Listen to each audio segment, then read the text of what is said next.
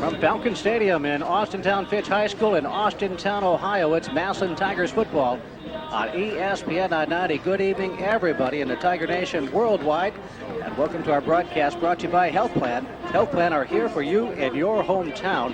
Ray Jeske and soon to be accompanied by Al Hannon, and this beautiful night for football at Austintown, Ohio, as the number one in the state in Division II, 6-0 Massillon Tigers will be getting ready shortly to take on the number 4 ranked in Division I, 6-0 Austintown Fitch Falcons, a great historic rival of the Massillon Tigers. In fact, going back to the first time I did a game here in this stadium in 1992, the Massillon Tigers took it on the chin that night, and it was the 4th consecutive defeat in this stadium in the even-numbered years between 86 and 92. So there's some tough memories going back in the day, as the Tigers have only fared a 5-4 record in this house. We've got a great game underway, or will be shortly here for all of you listening.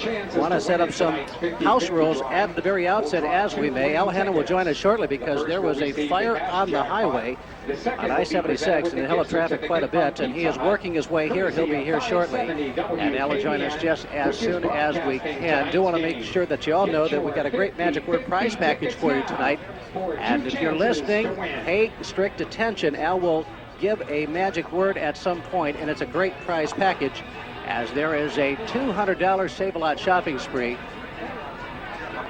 a hand power drill from DeWalt, courtesy of Fat Boy Tools, worth an estimated $150. Also a $50 gas card from Sheets, a $50 check from ESPN 990, a $25 gift certificate from Panera Bread, and a Dairy Queen ice cream cake. So we've got a very, very good Magic Word prize package. We'll take a quick time out here. We're listening to the Cameo Grow pregame show on Massillon Tigers football from Austintown Fitch High School in Austintown, Ohio. I'm Ray Jeske. We'll take a quick time out. Al should be joining us, and if not, Chris Easterling, the sports editor of the Independent, standing by, and Chris maybe can jump in for Al right after this on ESPN 990. Have Chris go next, and that'll give you time to get your notes out and your head on straight a little bit, catch your breath. Al, here's a bottle of water for you, buddy. Thank you.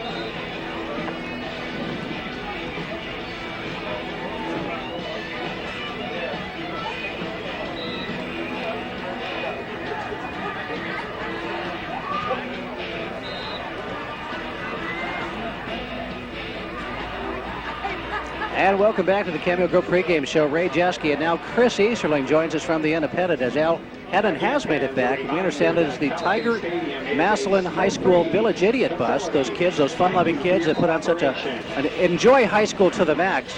Their bus caught fire somewhere en route, and our understanding is everybody's okay. At least that's what everybody thinks. So hopefully that is the case. Chris Easterling, you have had many conversations. You've had a lot of reflections about this game, and it's pretty much in some respects, not to say that Fitch isn't talented and have weapons, but this is more about the Tigers taking care of themselves in a game like tonight and doing what they need to do and doing it better than they have sometimes, like last week. Well, they need to do that just to make sure this isn't a blowout for Fitch. I mean, Fitch is a talented team, but they need to take care of themselves to give themselves a chance, because not that, they talent-wise they're more talented or less talented than Fitch or anything like that, but Fitch is a very good football team. But if you play badly, if you play like you did last week, they'll make you pay. You can't do that, and going forward, you can't do that. You can't do that against AD, you can't do that against McKinley, you can't do that in the playoffs.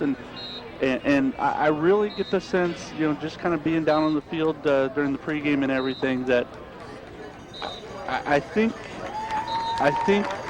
this might be the light switch game for them. The night the light switch goes on. Nobody's expecting a perfect game. The perfect games don't happen in high school football. But I think you're going to see their best performance. Now we'll see how it reflects itself on the scoreboard against what is a very good Fitch football team. But it should be a fun night. Are you saying you're picking up a serious tone, a serious attitude, a focus? What do you think you're picking up down there that gives you that thought? I think they know what's on the line tonight. I think they know that they can't come out here and play like they have, especially last week with the mental mistakes and everything, and expect to get out. I think that's been pounded in their head all week, that You play like that, you wasted a bus trip over here because this team has big goals and big aspirations, but they still haven't put it together for a full 4 quarters. No. And last year, this was the game where that team put it all together, and I think really hit that next level in their play.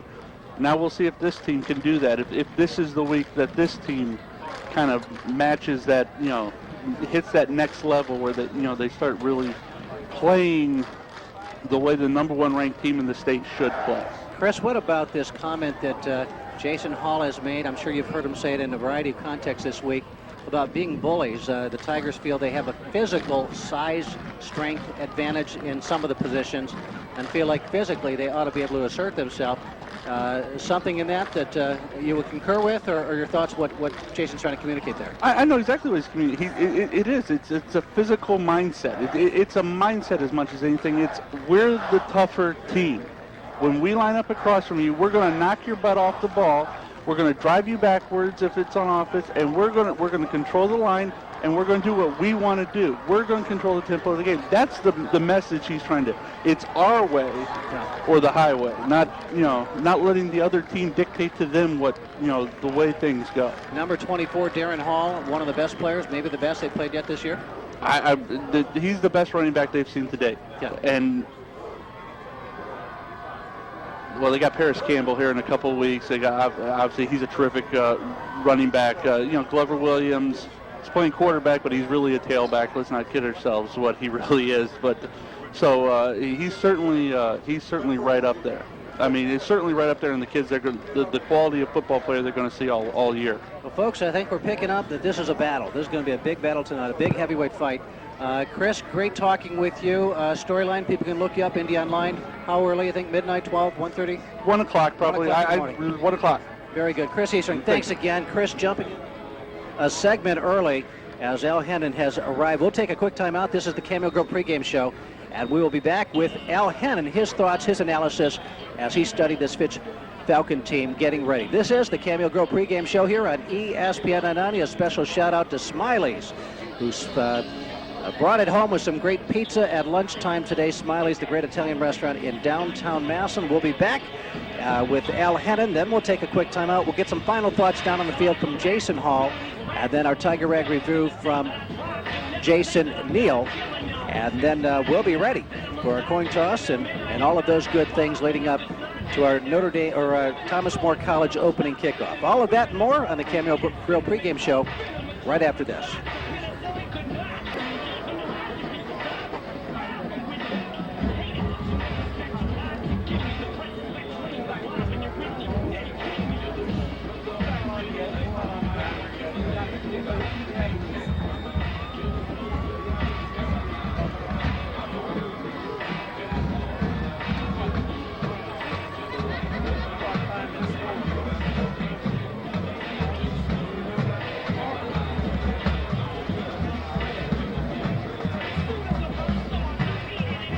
The legendary Cameo Burger. They're open late after every home game. Ray Jansky with Al Hennon here on ESPN 990. Partner, good to get you up here into these cozy confines here at Falcon Stadium.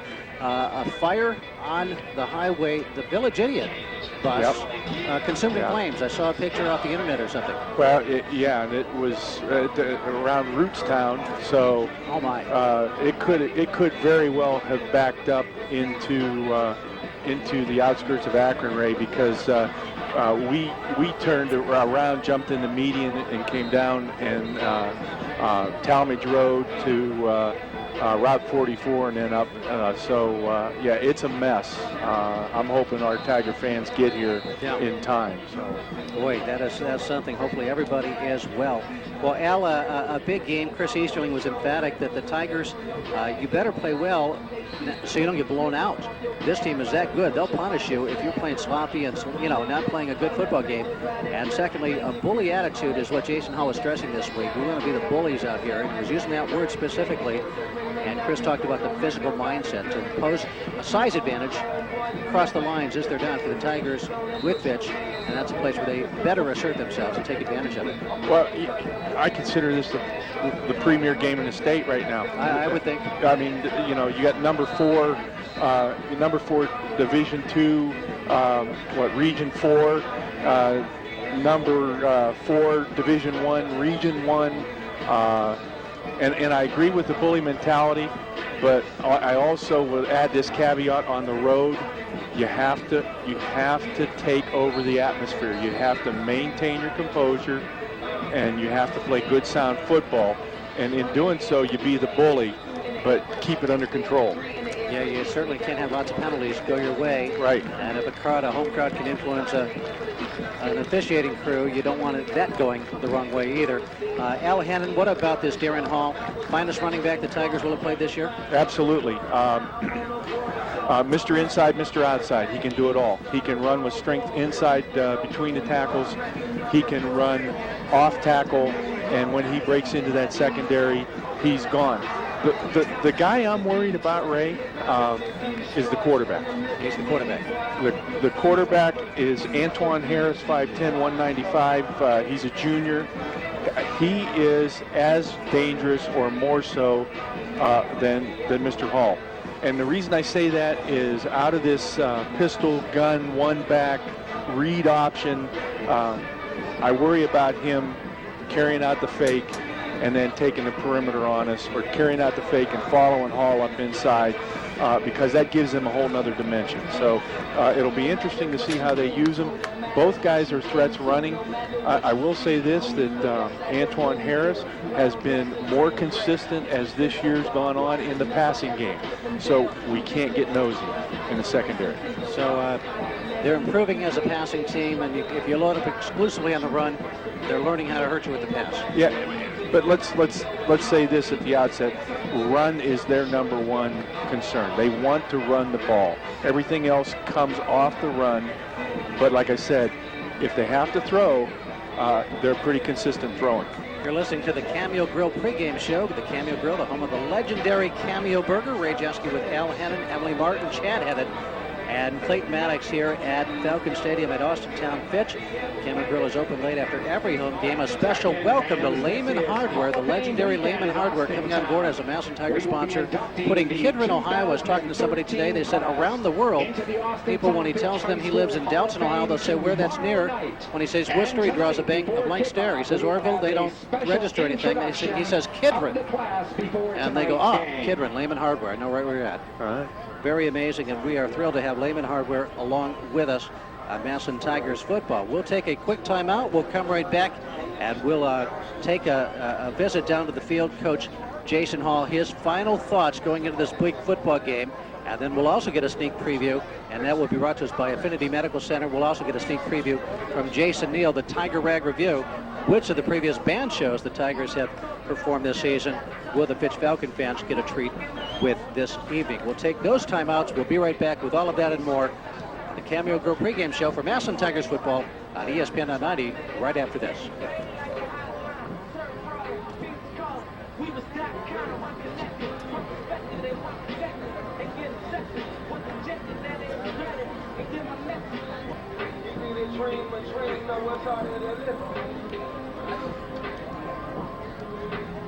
They gonna love me for my ambition. Give me the dream of what's on it. They gonna love me for my ambition. Painting pictures, this be my vision. My ambition to win, just to get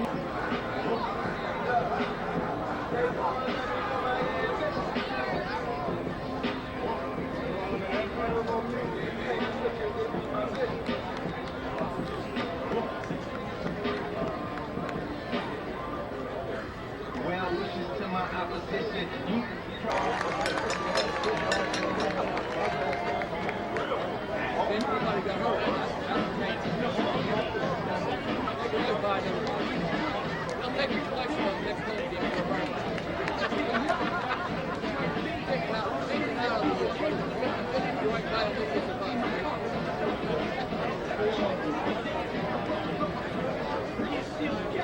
Fans of Falcons' final home game of the year next Saturday, October 19th here at Falcon Stadium. 2 p.m. kickoff against the Presidents of Marion Harding. That will also be senior afternoon, where we will have the special recognition for our fall sports seniors. That's next Saturday afternoon, 2 p.m. kickoff here at Falcon Stadium.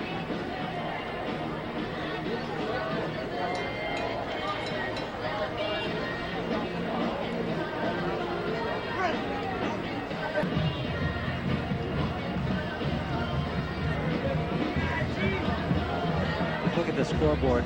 Tell me what those other banners say. We now direct your attention to midfield, where the captains for both teams are approaching the officials for tonight's coin toss. Representing the Massillon Tigers, Marcus Whitfield, Alex Bailey, Here's our coin toss. Devon Ingram, Dakota Dunwitty, and Nate Devers, along with Bo Huffman. Called Devin And Ingram. representing the Falcons, captains number 19, Brett Weidenthal, number 50, Ryan Sayers, and number 76, Tony Baena. That must be a previous team, a previous year. See all the guys out there for them? Also accompanying the Falcons, Class of something? the Hall of Fame inductee, 1992 92. Fitch Falcon football That's the team team, that beat us 14-0 here. Me and Sammy did it. along with other members of this year's Hall of Fame class.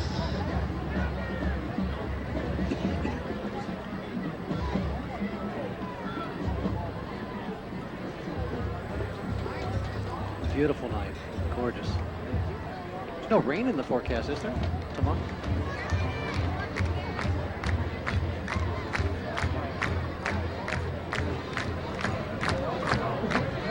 The Tigers have won the toss. They have elected to defer.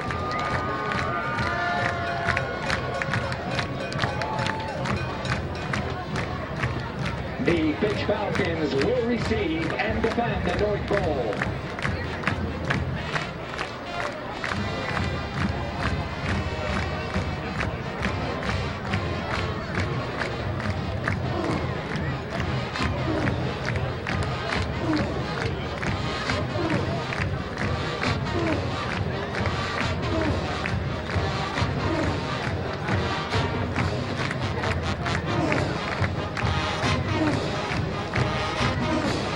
Ladies and gentlemen, the Board of Education Superintendent Principal Athletic Department of the Austintown Local School District extend to each of you a cordial welcome. Austintown Fitch High School, Massillon, Washington High School, members of the Ohio High School Athletic Association, and the non-Ohio State Competition and member schools. The student athletes in this game are friendly rivals, and while field may be tough, all in attendance tonight are reminded that this is a game between youngsters, and that sporting behavior is expected by all. The officials assigned to this game have been selected according to the procedures adopted by the Owen Chess AA. And the officials for tonight, Wes O'Connor, Mark Pepino, percussion instructor Bill Gonda, in line and woodwind instructor Shannon McBride. The band steps off pregame with March Grandioso and the national emblem.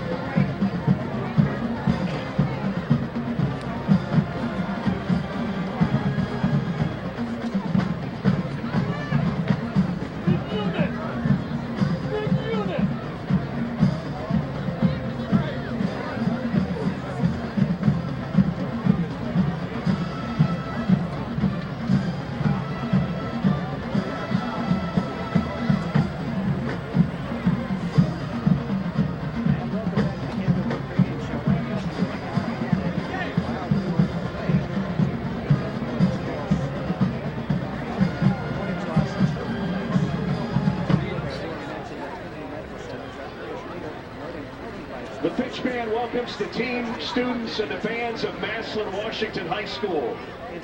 Here is a Massillon fight song, Massillon Will Shine.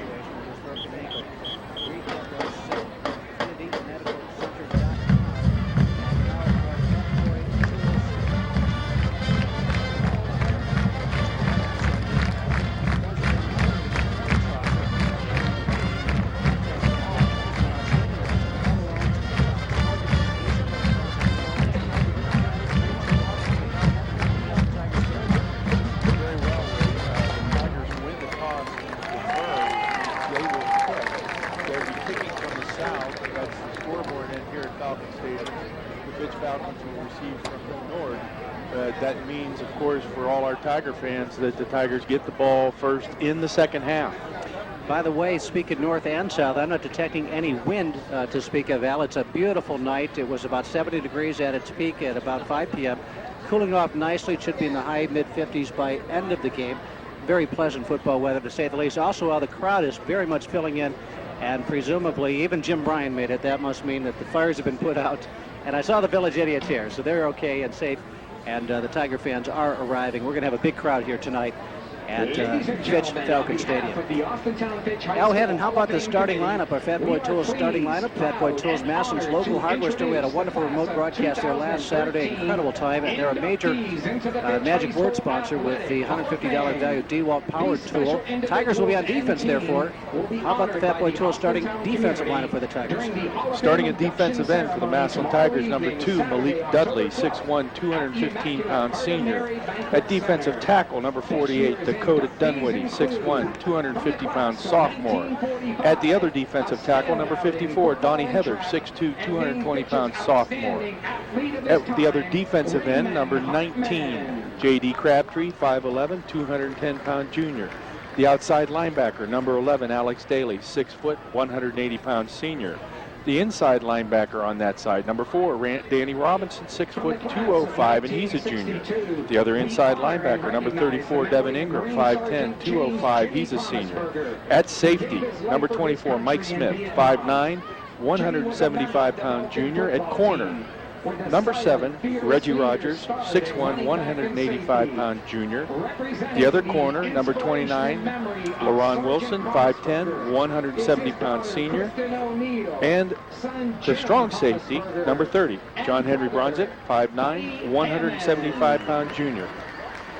Well, thank you, Al Hannon. Again, the Massillon Tigers winning the Friends and Family Credit Union coin toss. The Friends and Family Credit Union, don't toss your money away, invest it at the Friends and Family Credit Union. The Tigers have deferred that opening kickoff, and so they'll take the second half kickoff. They are honoring the 92 Fitch Falcon team, and now that's not a coincidence. That team defeated the Massillon Tigers on this field in 1992. I did that football game, and it is not a coincidence. That's the team they're honoring tonight. Well, I was on that sideline, and we're not going to have the same outcome tonight, that's for sure. Remember, they had 2 of those guys, are probably those twin brothers that went on to Youngstown State linebackers. They were tremendous. Yeah. Oh, that was a good football team, there's no doubt about it. That old Dave Hartman wing tee, or what was that? Well, it was a wing tee. Wing tee, yeah, and he ran it to perfection.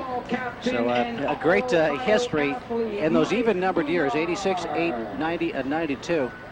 The Falcons, 3 of those years with well, 2 of those seasons would have been Lee Owens at the helm. Jack Rose the last year. Fitch won all 4 of those on this field. Tigers broke that scheme with Willie Spencer in 94. Well, yeah, we've had some trouble winning here at Falcon Stadium. There's no doubt about it, but we're going to turn those fortunes around tonight. Well, we'll take a quick timeout. We'll come right back in just a little bit.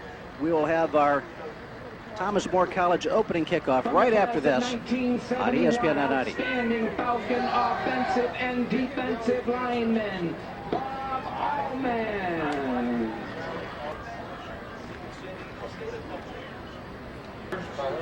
Sung tonight by Anna Jadu.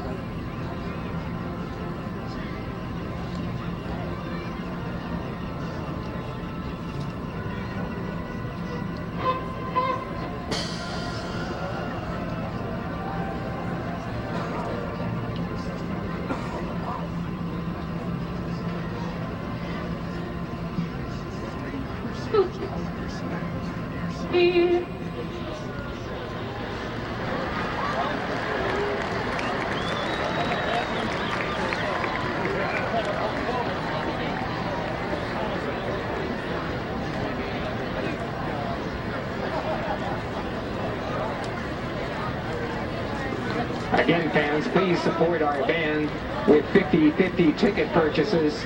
Tonight there will be a large 50-50 jackpot, so please. And again, you have 2 chances to win tonight in the 50-50 drawing. We'll draw 2 winning tickets. The first will receive that cash jackpot, and the second will be presented with a gift certificate from Pizza Hut, courtesy of 570 WKBN, which is broadcasting tonight's game. Get your 50-50 tickets now for 2 chances to win. And now, introducing tonight's starting lineups for the visiting Massillon Tigers under head coach Jason Hall. At quarterback, number 6, Danny Clark. At running back, number 29, LaRon Wilson. At tight end, number 2, Malik Dudley. At receiver, number 7, Reggie Rogers. At receiver, number 1, Marcus Whitfield. At receiver, number 87, Bo Huffman. At tackle, number 50, Devin Williams. At guard, number 53, Ron Humphreys. At center, number 76, Nate Devers. At guard, number 56, George Papakostas. And at tackle, number 72, Chase Lash. On defense, at back, number 1, Marcus Whitfield. At back, number 24, Mike White. Back, number 7, Reggie Rogers. At back, number 21, Save Isles. At linebacker, number 11, Alex Daly. Linebacker, number 4, Danny Robinson. Linebacker, number 34, Devin Ingram. At back, number 19, J.D. Crabtree. Nose tackle, number 48, Dakota Dunwitty. At tackle, number 54, Donnie Heather. And at end, number 2, Leslie Dudley. And now the starting lineup for your Fitch Falcons. On offense, number 69 at center, Charles Chuck Zaborski. At guard, number 68, Jose Rodriguez. At guard, number 64, Matt Facillo. At tackle, co-captain, number 50, Ryan Sayers. At tackle, number 62, Bobby LaRubio. Wide receiver, number 5, Correll Johnson. Wide receiver, number 9, Joey Harrington. Wide receiver, number 81, Austin Hogan. Superback, number 36, C.J. Martini. At quarterback, number 18, Andron Harris. And at running back, number 24, Darren Hall. On defense, co-captain, number 76, nose tackle, Tony Bahana. At end, number 50, Ryan Sayers.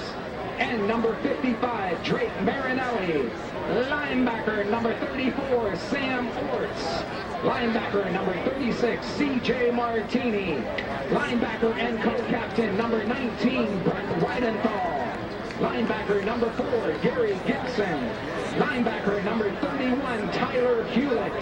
At corner, number 5, Correll Johnson. Corner, number 6, Rodney Smith. Safety, number 2, Brian Presley. The Falcons have a record of 6 victories against no defeats. And under the direction of head coach Phil Anarella.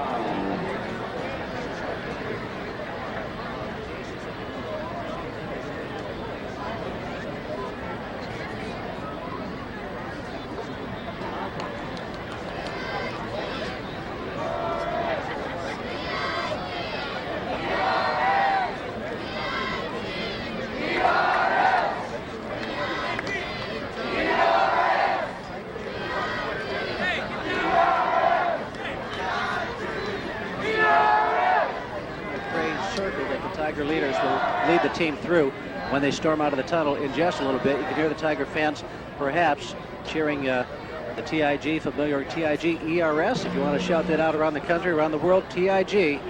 Go ahead, fill it in, guys. TIG.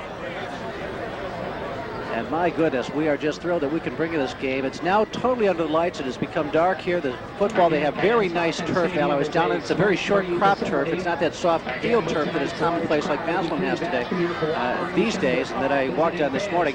But I'm here every year for the regional track meet, and it's a little bit of that abrasive, short nap kind of sort of like field. the old sand turf. Sort of like that, and so it's a fast turf. It's a little bit spongy, but it'll be quick, and it'll accent speed. So the Marcus Whitfields and from their side, the Darren Halls of the world, it's a field that will accentuate quickness and speed and crisp hard hitting. There'll be no slopping around in this field. Well, and don't leave out of the equation LaRon Wilson, because that man can run the football. So Wait, they think of a Reggie Rogers. The Tigers have so many weapons like that. Can they exploit them against this very good Fitch Falcon football team? Fitch has laid it on everybody that played. Al Hennon, they just destroyed Dover 2 weeks ago, an outstanding Dover Tornado team, 45-7, I think it was. Just really put a whooping on them. And they beat Harding 48-0, first game of the season. Of course, Harding did not yet have their starting quarterback. He was out, but still, this is a fine football team. So the Massillon Tigers, can they bring it now? These are like two fighters are about to come out into the arena and get into their stools and be announced by the ring announcer. That's the feeling here in the stadium right now. Sean Pateko says this is a big one. Good luck, Tigers. He saw Pete Diggers from Jordan, Utah play, and they are still pretty good. Jeff Jr., Angie Drew, and CJ say go Tigers, beat Fitch, class of 92. And we are grateful to hear from all of them. Again, if you want to send us a shout out around the world, listen to the Tiger fans. They are fired up as the Tigers are now coming out of the tunnel.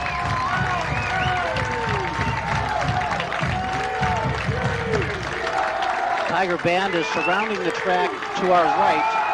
The Fitch band is fully out on the field in front of us. It's almost like a battle of the bands right now. And here come the Tigers out of the tunnel right below us and under us, out on the field at midfield. And now, not running out, they're walking out. Like they're walking into a street fight. Well, a little bit of arrogance never hurts, Ray, and we have reason to be arrogant at 6-0 coming into this football game. Tiger fans, you will love when you see the replays of this, the beautiful gray jerseys, but the black pants, black numbers with orange accents, and this is just another beautiful wrinkle on the great uniform combinations they've had the recent years. We've not seen this exactly before, Al. They had the all gray, but now with the black trousers. Yeah, it's a nice uni, and I love the helmets. I just love the helmets. Black with the orange tiger. So the Tiger team has now amassed on the field at about the 20, the middle of the field, and the 20-yard line to our right, which is the south, toward the south end zone where the scoreboard is here at Fitch Stadium. Just like at Paul Brown Tiger Stadium, the scoreboard is to the south. We ask that you stand respectfully. And now we'll bring in the playing of our national anthem. Your hats for the playing of our national anthem with vocals from Fitch senior Anna Maria Jadu, and accompanied by the Austintown Fitch High School Marching Band under the direction of Mr. Wes O'Connor.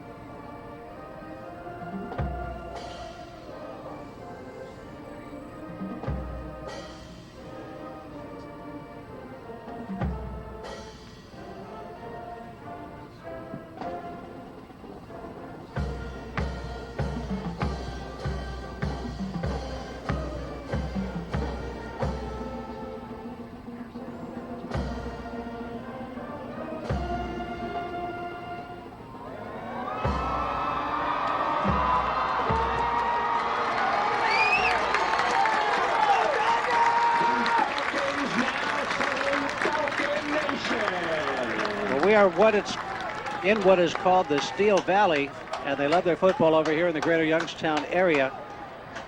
And you can tell the fans are excited and in anticipation. Right below us, I mean, right out the window. I mean, we can put our hands on the shoulders of orange-clad Tiger fans in the thousands right below us. They're in the familiar cheer right now. Tiger Nation has really showed up here, Al. This is impressive. That is exciting. And they're still coming in. It's still pouring in.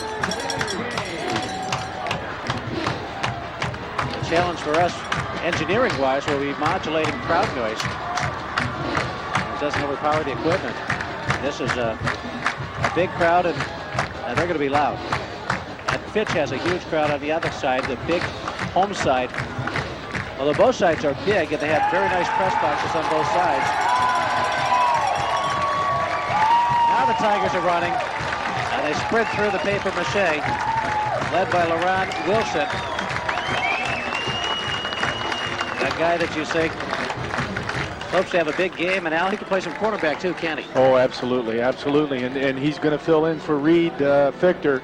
And you know, you got to talk a little bit about Reed, Ray. What a loss! That young man was becoming one of the shutdown corners in the county, one of the better shutdown corners in the county, and we lose him. We're hoping to get him back for the playoff run, but where do you go in Stark County or in the state to get a backup like Laron Wilson? You know. That's exactly right. A shout out to many friends back home, to Russ and the gang at Bender's in downtown Massillon, to all the friends at the Eagles 190 in downtown Massillon. A greeting to all of those dear friends at Smiley's, at Cameo Grill, and everybody wherever they're listening at the Alibi. And in every household around the world tuned into this broadcast, we are grateful to count you as our family. Andrew David will do the kicking duties now for the Massillon Tigers. They just announce anybody. They mention anything over this PA system, and this crowd goes nuts. If the word Tiger accompanies whatever they say, it's almost like a home, like you were saying, Al, taking over that stadium. Yeah, you have to take over the atmosphere. Mark Albright from Seminole, Florida jumped in, says, "Go Tigers." Richard Layton in Amarillo, Texas, pumped up for this game. Richard, you wouldn't believe it if you were here. The energy in this house right now. Go Tigers, keep up the great work. And that brings us to the end of the Cameo Grill pregame show as we transition now to our first quarter action, brought to us by Menards. Menards, a store so big you could fit this stadium inside of it with ease, because they've got everything at Menards. By the way, a big Saturday remote event coming up at Menards in not too many weeks. How about that as it draws closer? This crowd is wild on this Massillon side. Again, they are right out the window. We could surf like rock stars off the stage on their shoulders, Alan, if the things go well enough. Here comes Andrew David approaching it down. He kicks it high and deep, and it's going to go deep into the end zone. Andrew put a thunderbolt into that one, and we are off and running.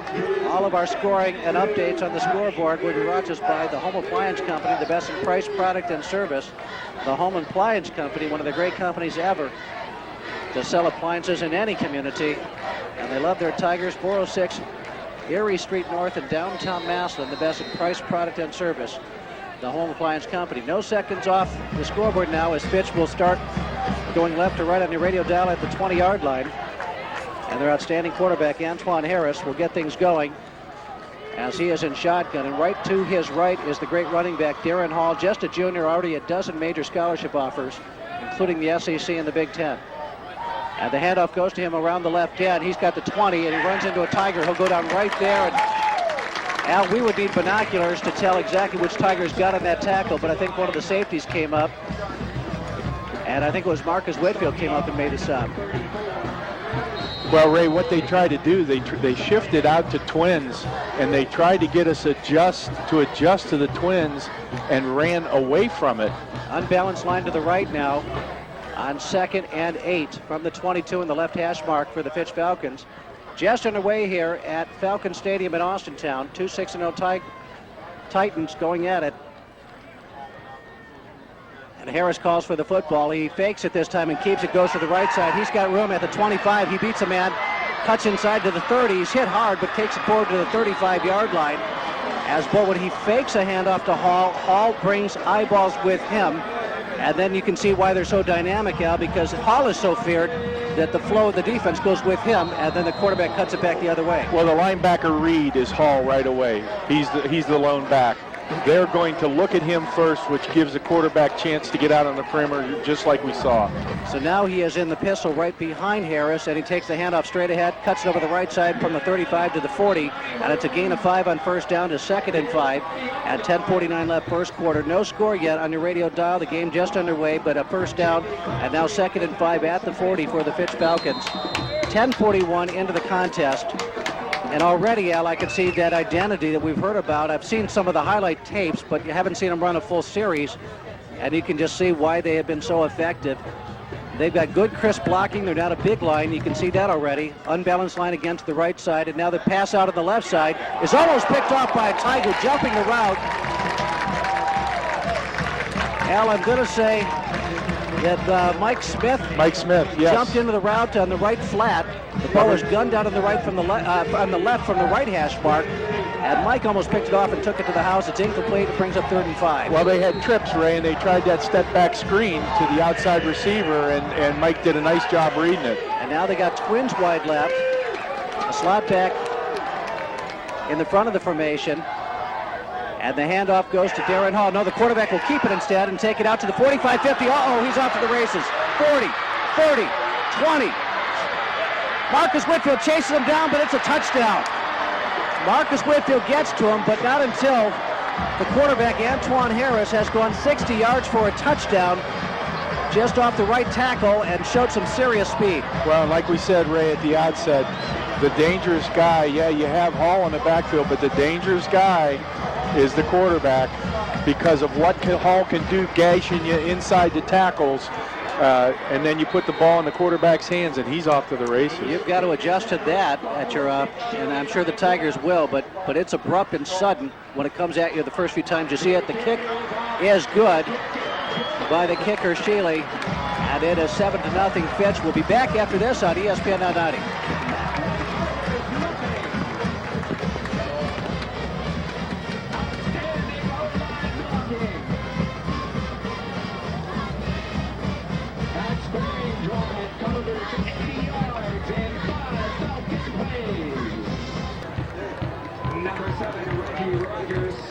The Fitch Falcons to kick it off here. 10:08 left first quarter, 7-0 on your home appliance scoreboard.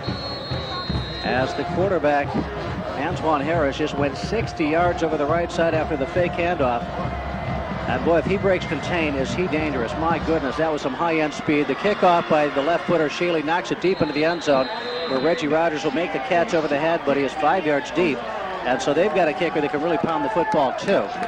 And it looks like they eliminate your ability to return kicks with his length that we just saw on display there.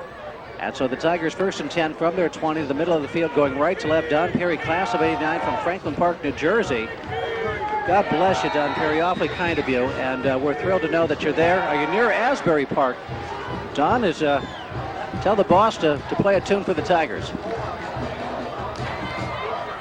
Well, the freshman quarterback in the pistol is Danny Clark, and he's calling for the football now, and he hands off to his tailback, LaRon Wilson, who was tackled right away behind the line of scrimmage, a loss of about 2.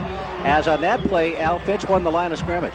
Well, the thing with Fitch, Ray, playing the 3-3, and when you have 3-3, you have 5 defensive backs. You have 2 inverted safeties, and those safeties just walked up and made the play right there on LaRon. Are they susceptible to play action, therefore? They might be, yes. If they get nosy. Twins are wide right with Bo Hupp and the interior guy.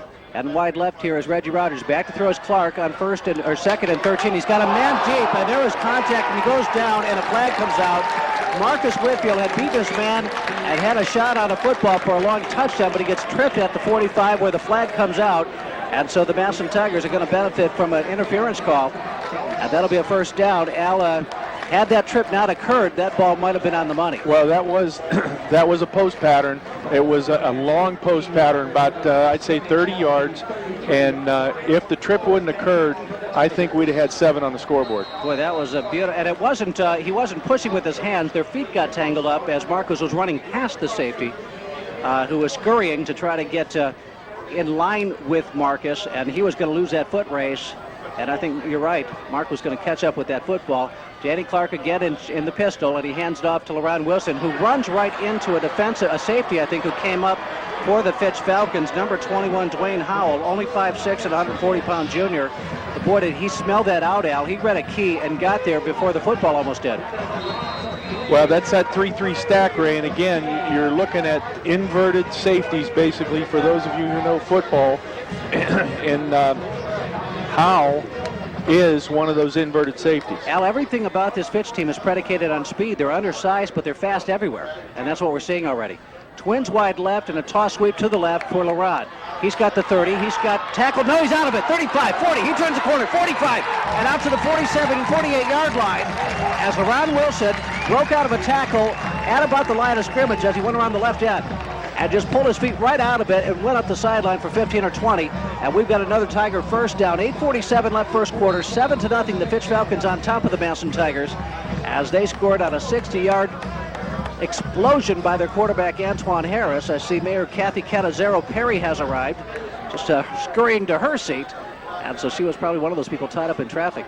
Twins wide right, Tigers at their own 47 now is where they mark it. Danny Clark looks down the field and throws it. He's got a man on the slant. It's Marcus Whitfield, and another Tiger first down at the Fitch 41. I imagine you hear the applause before I can describe the play right in front of us. I mean, we could pat fellas on the head and shoulders and everywhere else, right? We're almost in the stands in this press box.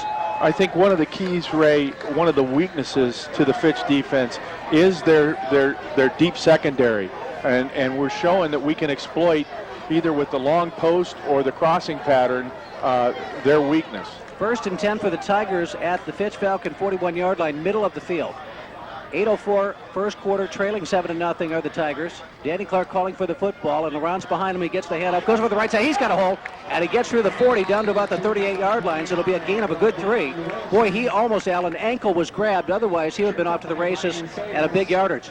Well, that's the advantage of running the stretch play with our big lineman versus a smaller 203-pound average defensive line. If you can stretch that play and give him some seams, he's going to work it for you. Boy, only 2 because it sure looked like it had the makings of a lot more yards than that. We'll say 2nd and 8. Now Danny's looking down the field. He's got Reggie Rogers. He's throwing it up for him. Reggie's making a play on the football. He's got it at the 5-yard line, and a flag comes out. But he made the catch. He was interfered, and yet he still made the catch at the 5. He had to wait for that football. Otherwise, it's a touchdown, Al. But what a good throw and a great catch by Reggie as he concentrates through the interference. Yeah, I really would want to say, Ray, it's all Reggie because he made the inside move. He kind of swept inside the defender to make that catch because there was a lot of air under that ball. So Reggie did a nice job adjusting to that throw. Yeah, Danny kind of underthrew it a little bit, and Reggie had to do that. Otherwise, the defender gets to make the play on the ball. Right. Ball's knocked down, basically. So we've got 7-0, the Fitch Falcons, but the Tigers threatening now all the way up at the Fitch 6-yard line after a second pass interference play, although it was a catch, so the penalty was declined. And we've got 1st and goal at the 6 for the Tigers. Danny calls for the ball, gives it to LaRon. He goes through the hole over the right side, gets past the 5 as he tried to hurdle guys. He got lifted up in the air and then brought down at about the 4.5, it looks like, from here. Right in front of the goal post, right in the middle of the field. And so that'll bring up 2nd and goal from about the 4. What a great drive, though, Ray. We're already at 8 plays. And I think a Fitch Falcon might be hurt. Number 4, very slow in getting up, if he's getting up at all. He is still on the floor. At number 4 for the Falcons is Gary Gibson now. He's one of their important linebackers, one of their great seniors this year, and he's shaking up, but he's standing up now. Gibson is one of those guys that'll roll up and give you that inverted safety look. I know a lot of that which I read about their defense was based on a couple of linebackers, and he was one of the guys. Very good player for the Falcons. He is walking to the sideline now with assistance, but under his own power. And so I got a hunch he's going to be back in a play or 2. We've got 7:03 left in the first quarter. 7-0 Fitch. The Tigers on the 5. They have placed it right in the middle. It's 2nd and goal from the 5 in the middle of the field as Danny Clark leads his team back out of the injury timeout. And you've got Dakota Dunwitty up as a blocking back just to the right of the quarterback Clark. And that means LaRon's going to follow him. And Fitch saw that key out. When they saw Dakota where he was lined up, that's where they sent people, even before they saw the football go there. And they tackled LaRon behind the line of scrimmage for a loss. Well, remember this, though, Ray. For every Dakota Dunwoody setup that may give them a tendency, we have a play to go back the other way. So just watch that we might be running something to the weak side away from the H-back Dunwoody. So it's a loss on the play all the way back to the 10-yard line. 3rd and goal from the 10. Kelly Kovac, all the way in Norman, Oklahoma, is excited and wearing orange and black. How about Tiger fans? Put on your orange and black wherever you are, anywhere in the world. And now we have motion. No, It's it's an encroachment against Fitch. against the linebacker, Ortiz, number 34. And so the Tigers will get 5 yards back to the 5-yard line. The ball is almost at the right hash mark now, at the 5, and it's 3rd and goal from the 5. As Fitch, boy, they're aggressive, and they were too aggressive as Danny's cadence caught him in the neutral zone. Donnie Blake says, go Tigers, and he wishes he could be there. Donnie, there'd be one seat left in this whole house for you, maybe. That's how crowded it is. They're standing everywhere, and they're sitting everywhere. At Falcon Stadium in Fitch. Handoff to a touchdown! A Notre Dame College touchdown for Ron Wilson. A little trap play up the middle, Al, and he takes it to the house untouched. What a great blocking scheme. Well, it's just a simple dive play to Wilson, Ray, and nice job by the offensive front. We opened it up, and it's a score. Around sort of a tiny pause, lets it open, then he scoots right through. And it's a touchdown, 6-0, the Notre Dame College touchdown. Notre Dame College is changing the world one student at a time. NotreDameCollege.edu. And now our Fraternal Order of Eagles, 190 extra point. They have great game day specials, and Andrew David has a special of his own. 7-0, or 7-7 now. Tigers have tied it up. AAA scoring drive, Ray. 10 plays, 80 yards. Back with your kickoff after this.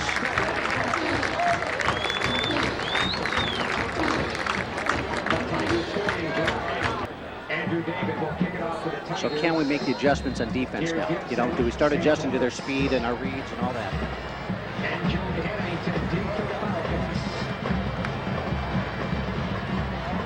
Tigers and Falcons at 7, and Andrew David to tee it up now with 5:53 left in the first quarter, going right to left on your radio down this beautiful, gorgeous. Sky is black, these brilliant lights over this colorful stadium, and perfect weather in Austintown, Ohio, and David just slams the daylights out of this one, and it is taken at the 2 in the corner, and coming back to the middle of the field now is the returner to the 20-25, and a big pileup there, and it doesn't quite get the 25, about the 22-yard line. I believe that was, I want to say Brian Presley. Not quite sure who the returner was for Fitch.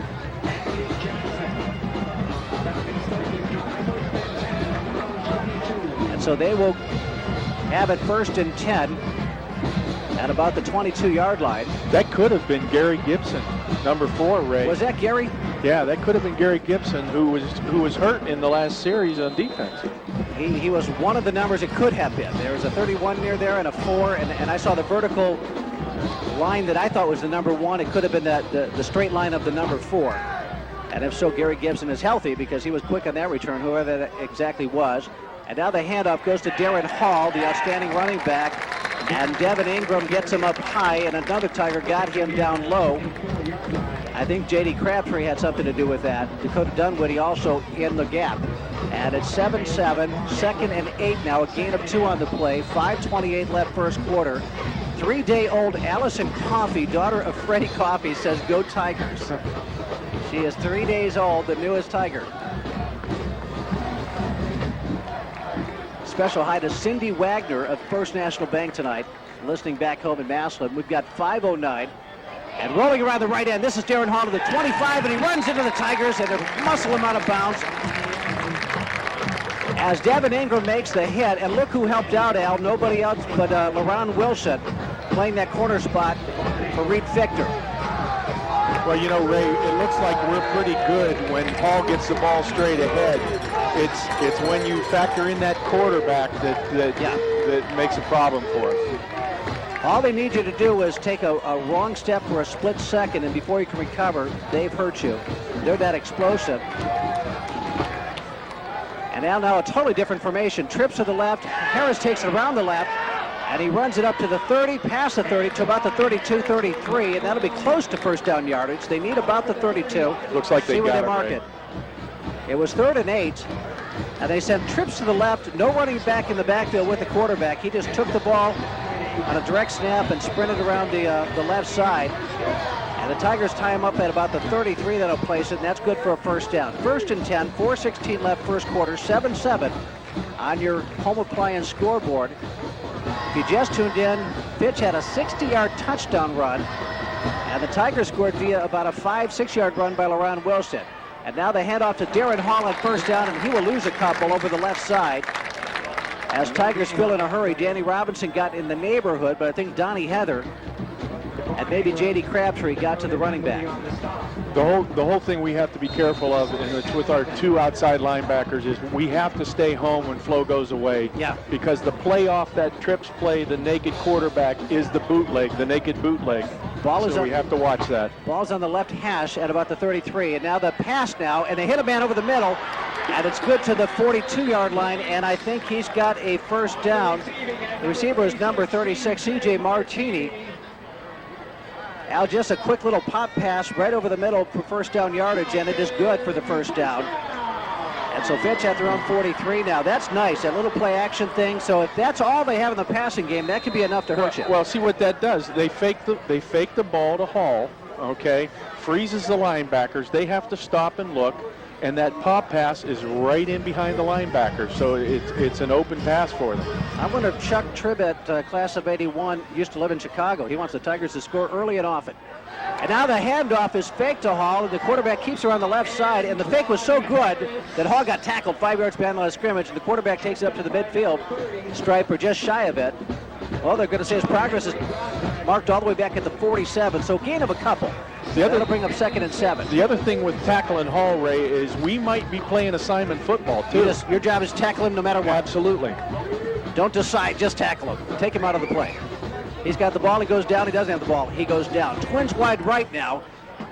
And the quarterback drops the ball in the backfield, and it's a loss of a couple back to about the 40. He was going to fake the handoff or give the handoff.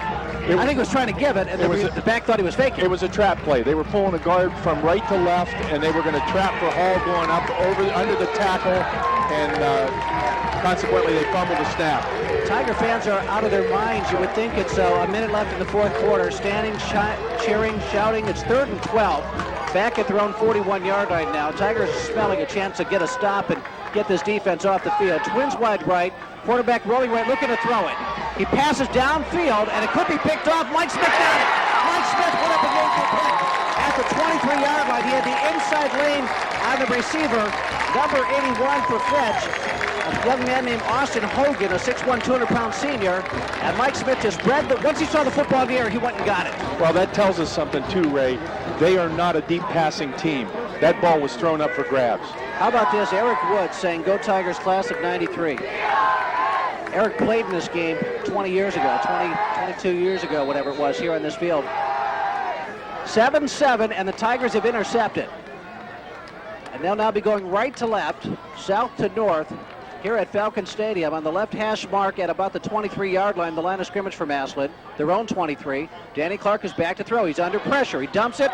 He gets it to J.D. Crabtree as a safety valve, and J.D. goes down maybe a gain of a yard, as Danny was just trying to avoid a loss, and he did that well. Well, what they were trying to do was set up the screen, Ray. He faked the ball right to the wide side of the field. Crabtree held his ground, and they were going to screen to him, but Fitch did a nice job sniffing it out. Boy, I really like the way they're coached up, Al. Phil Annarella is an outstanding coach. He's obviously built a great staff. Drake Marinelli is an outstanding linebacker, made a great play, or he's playing the right defensive end right now, and made a great play on that ball. Danny Clark now dropping back to pass. He's under pressure. He eludes one man, a second, but he'll go down there. As all the way back at about the 15, the progress should bring him back to about the 18. As one blue-clad body, they're in solid blue top and bottom, came flying in there after another, and he kept avoiding one until finally he ran out of opportunities to avoid the guys, and he went down for a loss. It'll be 3rd and about 13, and somebody is not getting up quickly. And it's a Fitch Falcon on the floor who's getting up slowly. Actually, 2 of them, as 2 of their players seem to be shaken up. Brett Weidenthal is one of them. Number 19, he is still on the floor. I think they hit each other, Ray. That happens sometimes. Trying to get the quarterback down, yeah. I saw Ohio State last Saturday night. Three guys Right. ran into each other on a good play. They all got hurt. Right. And the back or the receiver that they were trying to tackle kind of went under their tackle attempts, and they hit each other. They got hurt. 1:02 left in the first quarter. Injury timeout. We'll take it. ESPN at 90. Fans, good to see him back on his feet. Falcon co-captain, number 19, Brett Weidenthal.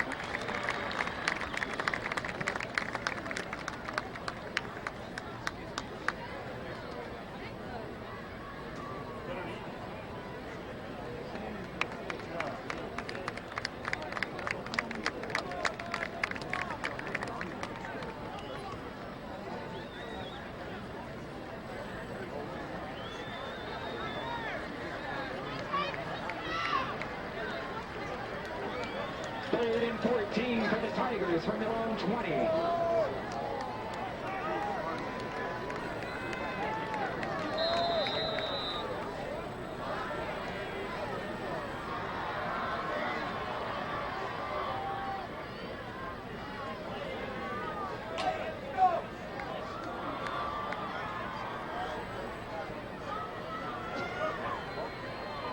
Danny Clark to call for the football on 3rd and 13.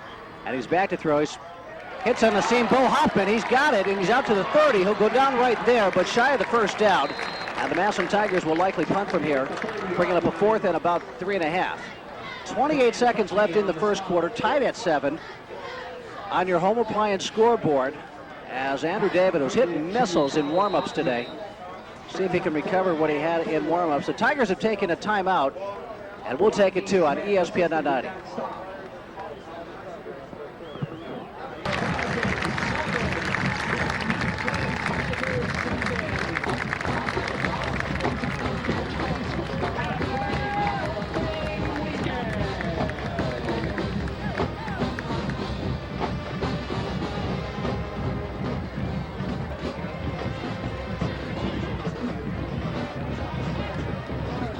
Offers a full line of office supplies, paper, ink, toner, pens, pencils, you name it. 30,000 items located in the heart of Massillon. Keller's Office Supply. The Tigers to punt now, 4th and about 3 from their own 30. Andrew David's faking it. He's thrown down the field. He's got a man. Oh, he overthrows up. And an aggressive play by the Massillon Tigers does not work as John Henry Bronzik was running down the seam. And I don't think he could see the football, Al. I just don't think he could locate it in the lights. The ball was overthrown too, Ray. I mean, the ball was thrown further than any receiver we had out there. So the Massillon Tigers get aggressive and fake a punt on their own 30. And we'll see now if they can stop Fitch. That was a high-risk play from that place in the field. Yep, sure was. You know, maybe midfield, that was a very risky thing, but you did have the element of surprise. Nobody thought he was doing it, that's for sure. Andrew, of course, a quarterback. And he did overthrow that ball maybe by 3 yards. And I just think it was too high and too far, and John Henry just couldn't locate it in time. And had he might still not have been able to run under it. And so Fitch now hands off to Darren Hall straight ahead, and he'll get about a yard or two as he twists and turns and goes right down at the 30. 7-7 is our score here as we start second quarter action on your home appliance scoreboard. And so, boy, the risk reward of that one, Al, was you put yourself in a tough spot if it doesn't complete, and it did not, and you also probably take it off the table from using it later in the game, and that's maybe what some of the cost of that is. That's having confidence in your defense too, Ray. Yeah. Fitch has twins wide left and one to the right. And Harris now guns it up to left, the screen pass, and it's caught. And twisting and running forward, getting up to about the 26, 27-yard line was Joey Harrington, a 6-foot, 150-pound junior.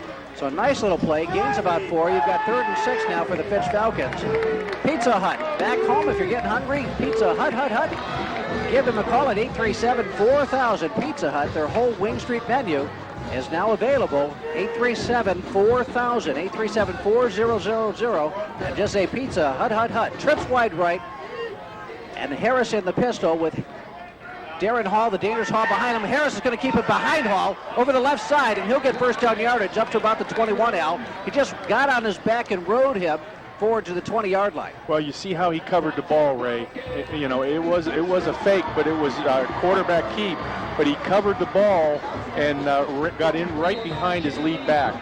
Bowling ball, Jeremy Freilich. Jeremy, we remember you well. 94 first Massillon team to beat Fitch in Austintown. That dramatic 10-7 win with Pribbage kicking the field goal to win that game out.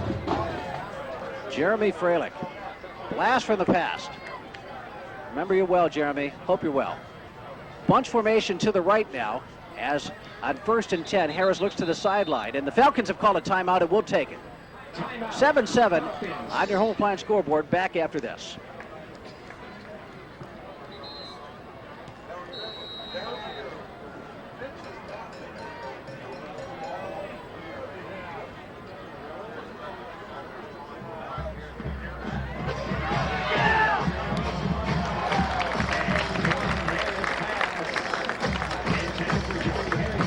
And coming out of the timeout, Harris rolls right and fires to the end zone, but it's overthrown and incomplete. And that'll bring up 2nd and 10. The Falcons have had 1st and 10 just inside their the Tiger 21, well, exactly at the 21-yard line, at the left hash mark. Tried to overload it to the right, Ray, and hit that flag pattern, that short flag pattern, and they were hoping for yards after the catch. I like Harris. I mean, he's not a great passer, but he throws with some authority, Al. He's a better passer than was advertised to me. He's a short to medium passer. Yeah. I don't think he can win the ball game throwing the ball. Trips wide right again, and the great running back Hall behind Harris. Now they're rolling left, and Harris is going to keep it. There's a flag out, and he'll get down inside the 15-yard line. And Al, if you're right, that'll be a great thing for the Tigers. Because Fitch is getting too close to that red zone, deep into that red zone. It is a penalty walk-off against Fitch. We had 2nd and 10, and now the walk-off goes 10 yards back to the 31. Actually, the 32, so the hold took place a yard deep in the backfield. And that'll bring up 2nd and about 21 now. For Fitch on their own 32, or on the Tiger 32, left hash mark, Tiger 32, Zach Milburn. Zach Milburn says, "Go Tigers." And he'll see us 3 weeks from tomorrow, can you believe it, the Massillon-McKinley game with his roommate. Zach, that'll be great. Gosh, Al, 3 weeks from Week 10 rivalry game. Fitch has called a timeout. And we better take it. We'll be right back. 7-7 on ESPN 990. The Austintown Fitch football family wishes to thank the following as official sponsors for their support of the 2013 Fitch Falcon football team. It is their support that enables the Falcons to fly high. They include the Coca-Cola Bottling Company, Quaker Steak and Lube, Eden Park, Joe's Creamery, the Mark Hole Insurance Agency, and the Falcon Forward Committee. And a special thanks to the Falcon Forward Committee for the construction of our new railings on the west stands. Thank you. Check that east stands. Quickly on it. He was too excited. Didn't let the play develop enough.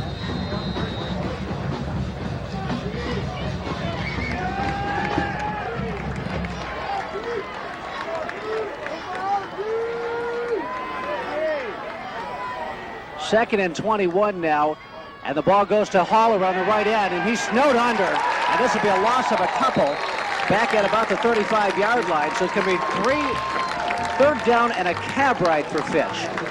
Well, and this 3rd and 24. This is where this puts them in tough shape because, like we said, their intermediate to short pass, they're going to have to run the draw or the screen or the bootleg to get out of this mess. Talk about the read on that defensive play. The sweep was going to go right with Hall, and boy, was he met with a wave of guys. They saw it coming. Well, you had the outside linebacker coming up. You had the safety coming up, support outside the outside linebacker, so we had that covered. Twins wide right, and Hall in the backfield by himself. Now he's rolling right, or Harris rather, I'm sorry. He throws it to a safety valve, and it's complete at about the 25, but he goes down right there. He's kept on the field, and it's going to bring up a 4th down and a lot of yards. Al, did a flag come out? Yeah, there was a flag from the back judge. For what? J.D. Crabtree, the tackle, at about the 24-yard line, we'll say. at the Fitch sideline, all the way across the field at the Fitch sideline. And a flag came out.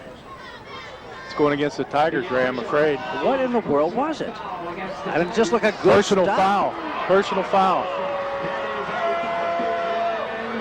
Personal foul, are you kidding me? We couldn't see it from here. You know, but I couldn't see a situation that would lend itself to it. Well, it was like a routine tackle. It was a one-on-one tackle, Ray. It wasn't a gang tackle. It was a one-on-one tackle. And he didn't carry him out of bounds. He didn't, or hit him late, or any of those things. I'm trying to find Jason, and I don't see him reacting. I saw him throw his hands forward, one of those deals, you know, but I don't get that. So we've got 4th and 1 now. The yardage on the penalty, because they had so much to go, doesn't get them the first down. Fitch has 4th and 1, and they're going for it, of course, at the Tiger 12-yard line. Harris now is going to keep it straight ahead. He's got it, and he's got the end zone touchdown. 13-7 Fitch, as he faked it. That's that read option. Darren Hall, and then just saw a little gap, took the ball back, and went straight ahead into the end zone. He is so quick. And it's 13-7. Boy, did that penalty set up that touchdown. And I'm not saying it didn't happen. We just couldn't see it, nor could I see the context that would suggest a penalty could have happened. But films will reveal whether that was a good call or not later. But the point is, it's 13-7 now in your home appliance scoreboard at 8:36 left in the first half. And Al Hannon, this Fitch team is for real. Whatever else happens this game, this is a really good football team. They're disciplined, they're quick, they're decisive, they're crisp. It's a dangerous, dangerous read option team. They are very crisp. And Shealy is a left-footed kicker, but boy, does he have length, and he pounds us through the uprights. 14-7 Fitch, back after this. No penalty, we get out of that.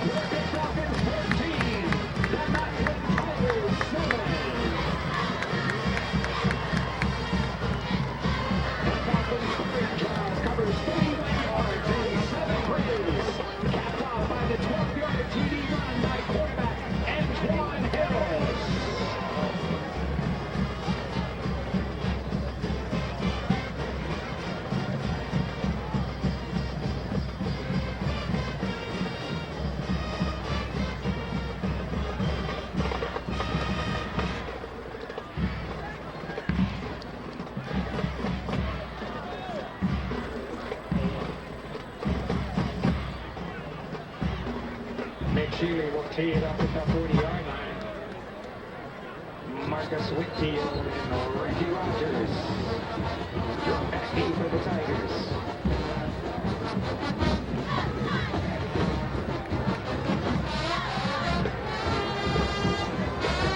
(14-7), Austintown Fitch on top from Falcon Stadium in Austintown on this beautiful night. 8:36 left in the first half here in the second quarter. And the kickoff from Shealy will probably reach the end zone, and it surely does. And so the Tigers will get it at the 20. Jeff Ashley and Xavier Wilhelm from Massillon say, "Go Tigers, TIG." And we get an ERS. We've got 8:36 left in the first half. Fitch on top now, 14-7. Tigers amassed on the sideline, getting ready to run out there and start their drive. And if you just tuned in, you have seen a very impressive display of football from both teams so far. As the Tigers were impressive, they're one series with the football, and Fitch has 2 touchdowns. The Tigers only have 13 plays on offense, Ray, right now. Tigers actually had 2 series with the ball, but they faked a punt and gave Fitch a relatively short field when it did not connect.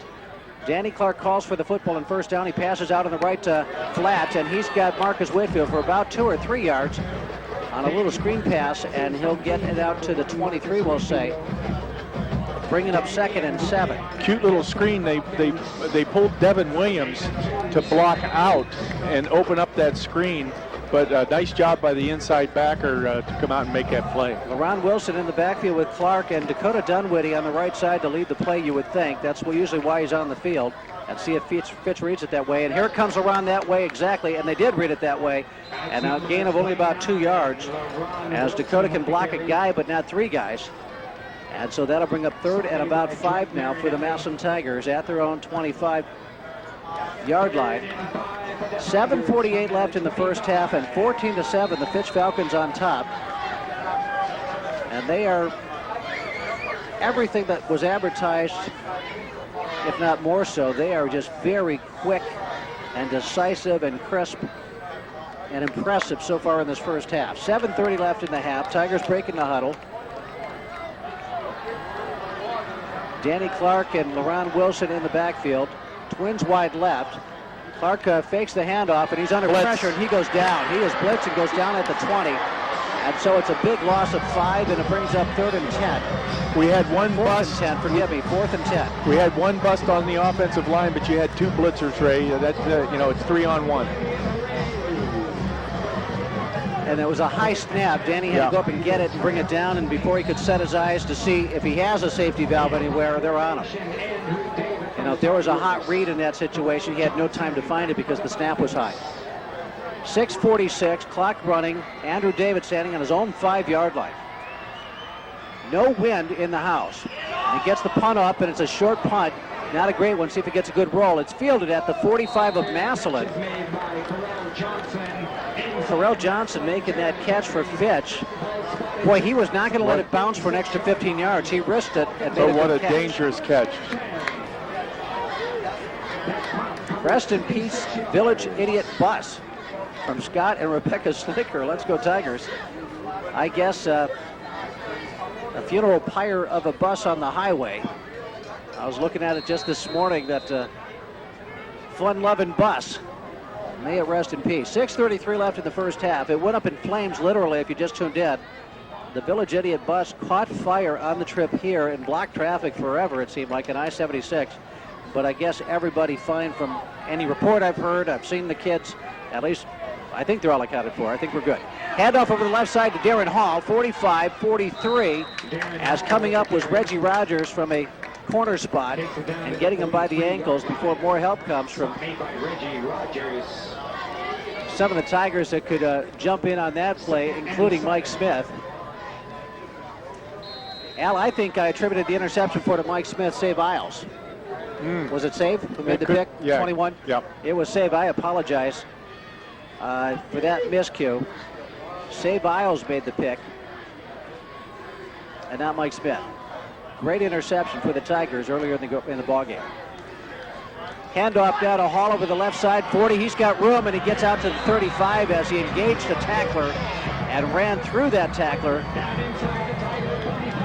who was getting up a little bit slowly at about the 36-yard line. I think is that Zankiewicz?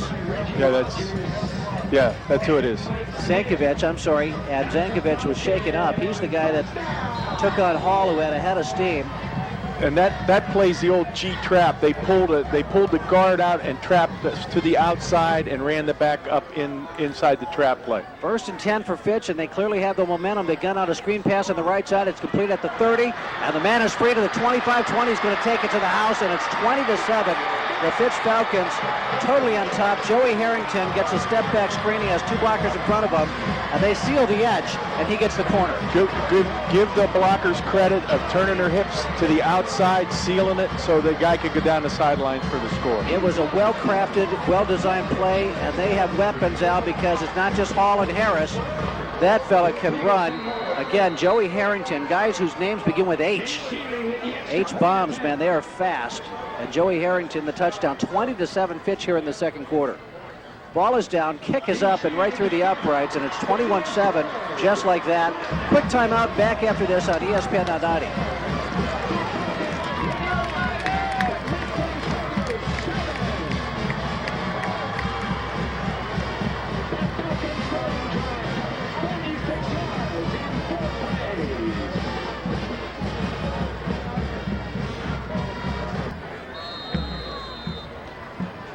Shealy has it teed up. Marcus Whitfield, Reggie Rogers deep for the Tigers.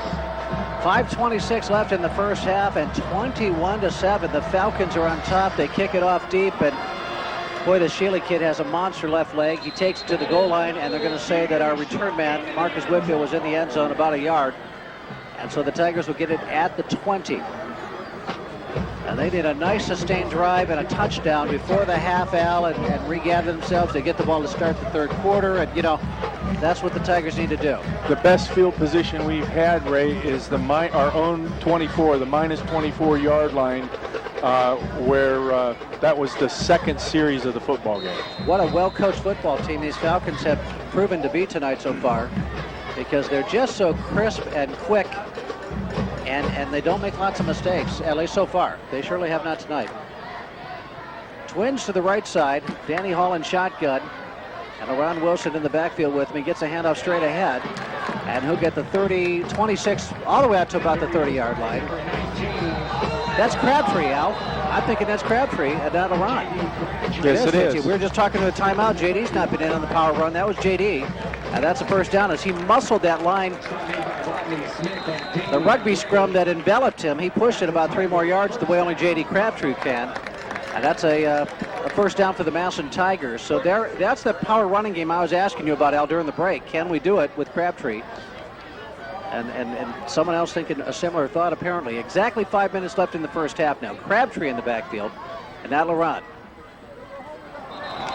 And one of our linemen, Chase Lash, just moved, and it's going to be a 5-yard penalty against the Tigers. So 1st and 15 now from the Tiger 25-yard line. Chase was getting set up to block it. He just jumped into his stance a little bit, or out of his stance a little bit too quickly. A little bit eager for that play. He was getting ready to block somebody. Twins wide left. Whitfield in the slot. And the toss goes to Crabtree around the left end, and he will be wrapped up around that left end at about the 23-yard line, and he'll go down there, so it's a loss of a couple. My goodness, what a fast defense. Yeah, I was just going to say, there you see the quickness of this Falcon defense. And I will say this, Ray, they tout their defense as the catalyst for this football program. You know what, Al, if you run sideline to sideline, I think you're playing into Fitch's strength, because they can flow with you as fast as you can. I think if you're going to run, you better be straight at them. Otherwise, you're not going to run at all against them, is my suspicion. They're just too fast. We've got 3:55 left. 21-7 Fitch. First half. Back to throws Danny Clark. Looking downfield, he's under pressure, and he goes down. Back at the 18-yard line as all the receivers were covered, Al. Well, and exactly, Ray. And we've got flags coming in. We're going to have probably unsportsmanlike on either side, I'm hoping. But what I was going to say to you is, don't fault the offensive line on that play. That was a coverage sack. Yeah, I think so. Big-time coverage sack. I think all their guys were covered. Danny was looking, and then he goes down. There's flags all over the place. There's about 4 flags. I think Danny lost his cool after he got hit. I think Danny lost his cool as he was unpacking himself from the turf.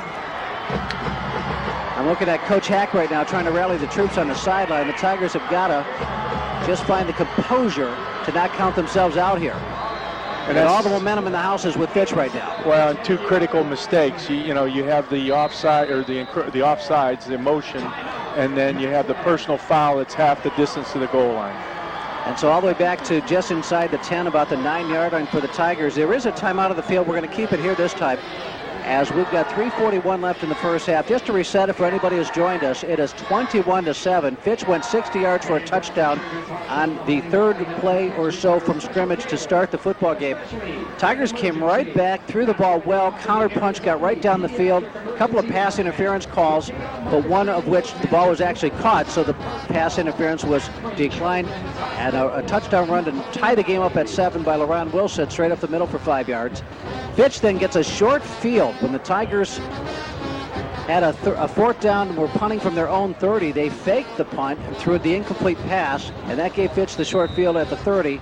And even after that there was a penalty that gave Fitch, the Tigers had pushed Fitch back. Unsportsmanlike, 15 yards. They had 3rd and forever, and it looked like the Tigers were going to get out of it because they stopped Fitch like 10 yards shy of a first down, but had an unsportsmanlike penalty called against them that gave Fitch a short field and another first down. They scored that time, and then they had a nice score on offense a 3rd time, and now the Tigers hand it off coming out of that timeout straight ahead just to make room for the punter as Laurent Wilson gets out to about the 10-yard line. It was Laurent this time, and it's 3:30 left in the first half. The Tigers will have to punt with Andrew David standing at about inside his own end zone.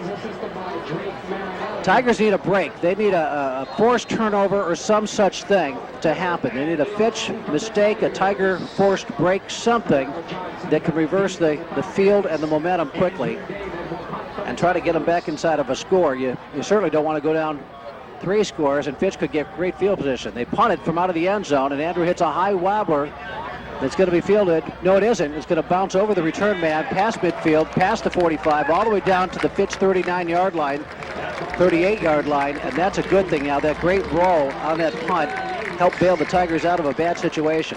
Well, a 3-and-out here would help. Yes. If we could get a 3-and-out here, get the ball back, and maybe get into our 2-minute offense and get a score. It's got to be a quick passing game because they're going to get pressure on you if you need the time to throw the long ball. Don't you think, Al? Well, we have 2 timeouts left, so I'd say we could test the middle a couple of times, Ray. I still say we need to test the deep secondary here if we get this ball back. We surely have the weapons, but you've got to be able to We got to protect block Danny them Hall. too. Yeah, you got to block them too. Or protect Danny Clark. And I'm just thinking that this is the team that saw the film on Glen Oakins taking advantage of it. Right. Steubenville didn't try to. These guys are doing that. And now the handoff on first down is going to go for a loss of about 5 yards as Darren Hall gets the handoff and he goes down hard. The line of scrimmage was the 38, and it's all the way back to almost the 30, well, let's say the 34-yard line, so that'll bring up 2nd and 14. 2nd and 14, Fitch at their own 34, middle of the field, and we're under 2.5 minutes now left in this first half. Fitch on top, 21-7 on the home appliance scoreboard. A first half that besides one drive for the Tigers, it has been all Fitch, and Tigers has had a couple of just bad things, a few bad mistakes, and just has not been their half. Now the handoff doesn't go to anybody as Harris keeps it himself and tries to get around the left end, but he has nowhere to go, and it'll bring up 3rd and more than 10 yards on this gorgeous night here in Austintown Stadium, Falcon Stadium in Austintown, Fitch.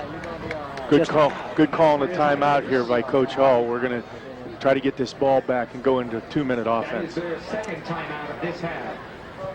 3rd and 12, and again, we will keep it here only because I missed the start of that timeout, and I don't want to come back late from a break. Mike and Linda are in Muncie, Al, because Steve Schott is being honored with his teammates of 2008, the great Ball State football team. Speaking of Schotty, more about him if you want to become a great kicker coached by Steve Schott. We'll tell you how in a little bit here. The handoff is faked, and Harris keeps it around the right end. He's got room. He's got the 40, and he goes down there, and that'll bring up 4th and about 8. 4th and about 8 for the Falcons, from which they will undoubtedly punt, and that was the stop. The Tigers do call a timeout. We'll take it now on ESPN at 90, 21-7 Fitch.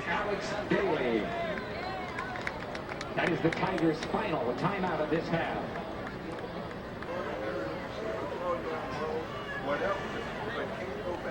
Just our thanks and gratitude. The Paul and Carol David Foundation have done so much good in the lives of hundreds of young people and just changed their lives with their generosity and their support.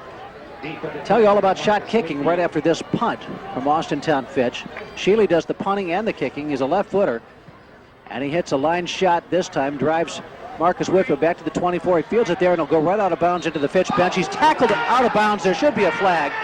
Come on, he was tackled. Al, where's the yellow hanky? Still in his pocket, Ray. He was clearly out of bounds. The play was dead, and then the guy took him to the turf. And there was a no call there. 150 left in this first half from 04 to 07. Record-setting kicker Steve Schott was helping the Massillon Tigers win a lot of football games. And then he went on to a great career at Ball State University, was an all-MAC kicker there, was the NCAA field goal leader last year, and he is now sharing with youngsters the benefit of everything he has learned. If you want to set up a private lesson from shot kicking, Steve Schott himself will teach you, and his phone number is 209-5294. Danny Clark to throw it. He's under pressure. He has to run it. He gets to the 30, runs a guy over there. He gets to about the 32. Fumble. The ball came out. Ball came out. He took a big shot, and the ball came out. And we'll see if Fitch has recovered because they acted like they did. Tigers must have the football. Yeah, they retain possession. Tigers retain possession at the 31-yard line. 1:31 left in the first half.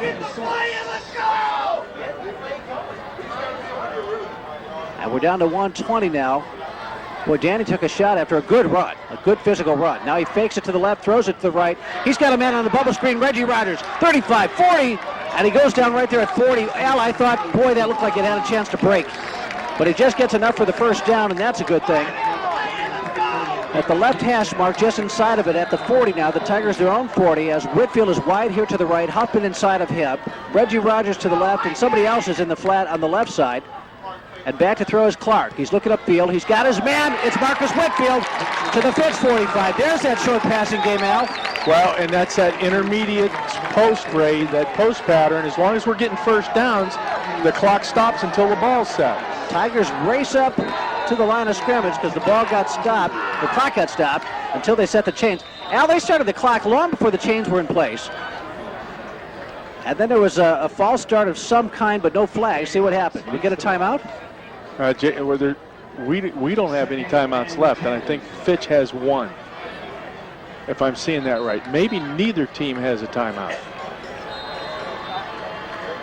So it's 2nd and 10. Did Clark spike the ball? Is that what happened? Yes, he spiked the Danny ball. spiked the ball. There we go. Okay. Now he's back to throw. He pump fakes. He's going for everything. He's got Reggie on the left side. Reggie, a jump ball, incomplete. As he went up high, and he wants a call, but he's not going to get it. Defending on the play was Carell Johnson, and it was kind of a jump ball between two basketball players at about the 10-yard line. And Reggie usually wins those things. This time he can't come up with the football, and it brings up 3rd and 10. A little bit too much air again. Well, and the reason he's not going to get that call, Ray, is because the defender had inside position on that pass play. Danny's been a little bit ginger in these long lobs, and he's not overthrowing, but he's underthrowing. And you're not taking advantage when you get that step on guys. You have to come back for it. And so that brings up 3rd and 10. From the Falcon 44-yard line. Back to throws Clark. Here comes pressure. He guns out of the right side to Marcus Whitfield, who stretches himself out of a tackle, and he'll go down at about the 40-yard line. Boy, he got hit by about 15 guys there, it seemed like. As he kept fighting for more yards, he kept getting hit by more guys. And boy, there could be some. Now a Massillon Tiger has lost it, and physically, no flags are coming out. But boy, he took a shot at somebody. There was a lot of frustration on the field a moment ago. As we're down to 17 seconds left in the half, and the Tigers are trying to get a play in. It's 4th and 7. Clark back to throw. He's looking downfield. He needs a first down. He's got his man. It's caught by Reggie Rogers at the 28. That'll stop the clock. With 7 seconds left at the 29. Do you run out Andrew David, or do you go for the end zone now? You're going to go for. You're going to spike it. You're going to spike it and bring out Andrew. That's right. Try to get 3 points out of this thing. Here comes Andrew David. The spike was made to stop the clock with 3 seconds left. And the line of scrimmage is the 29. What a catch by Reggie as he went high for that with inside position. And again, where was the ball thrown? Middle of the field, into that deep area of the Fitch defense. So Andrew David will attempt a 45-yard field goal with no time left when the ball gets to the uprights. The ball is down, it's blocked. Nothing about it came off good. And it's 21-7 Fitch still as we go to halftime. Your Health Plan halftime show is underway here. The Massillon Tigers trailing. They are in a battle. It's 21-7 here at Falcon Stadium. Tiger fans are cheering on their guys. They did an admirable job fighting their way up the field, Al. They just didn't get that last playoff play. Well, that two-minute drill showed us a lot.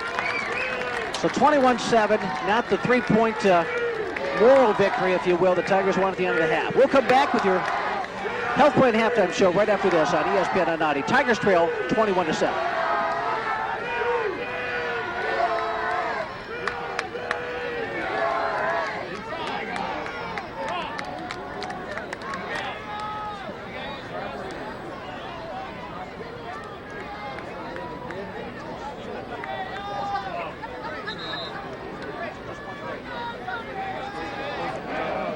And now, it's showtime.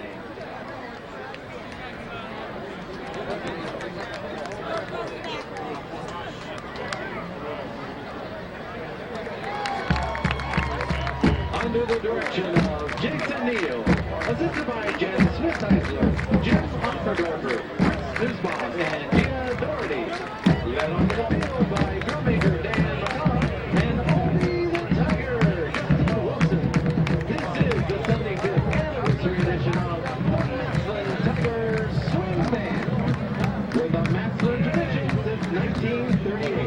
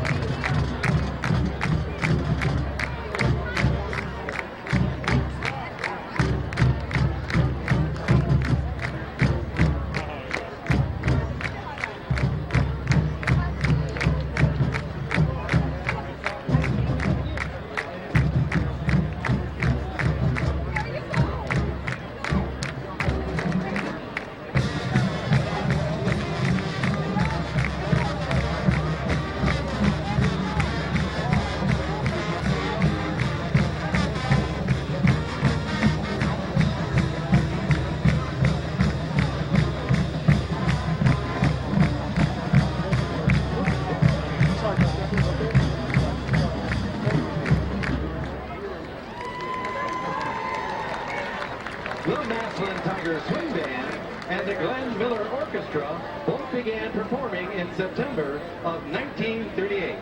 So tonight, 75 years later, our Tigers present the swinging sounds of Glenn Miller. And now we're off with the Little Brown Jug.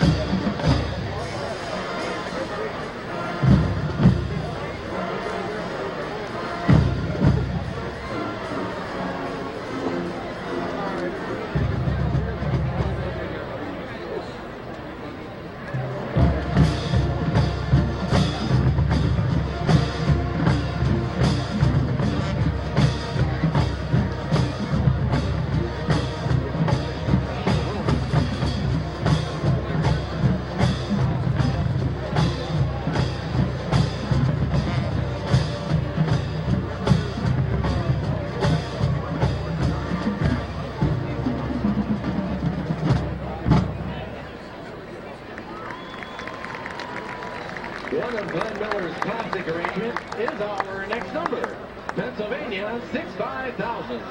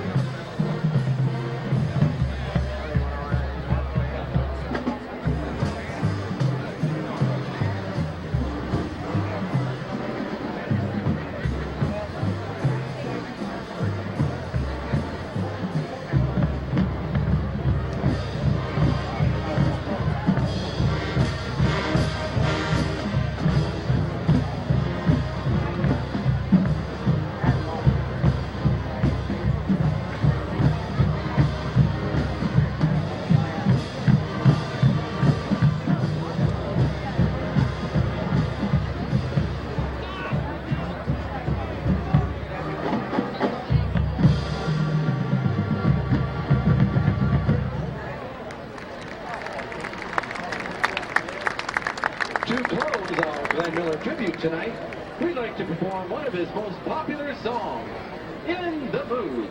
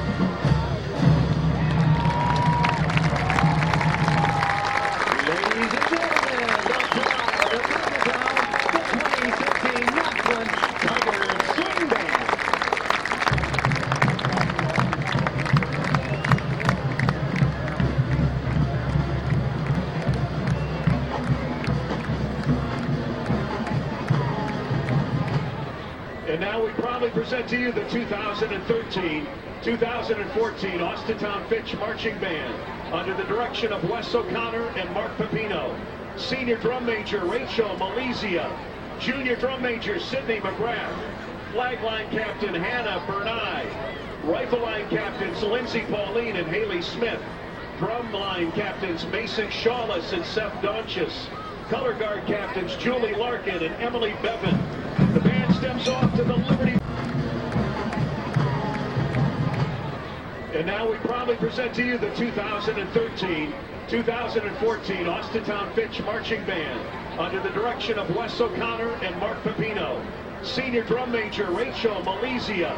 Junior drum major Sidney McGrath. Flag line captain Hannah Bernai. Rifle line captains Lindsey Pauline and Haley Smith. Drum line captains Mason Shawless and Seth Donchis. Color guard captains Julie Larkin and Emily Bevan. The band steps off to the Liberty Bell March.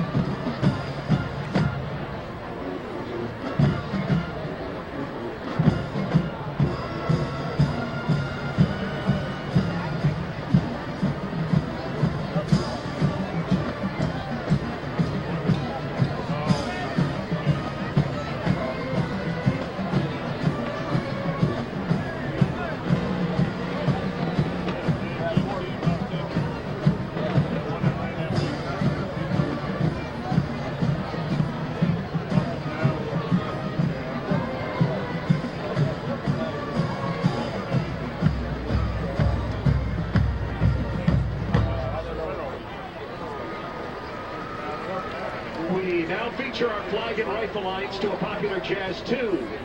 Here is Birdland.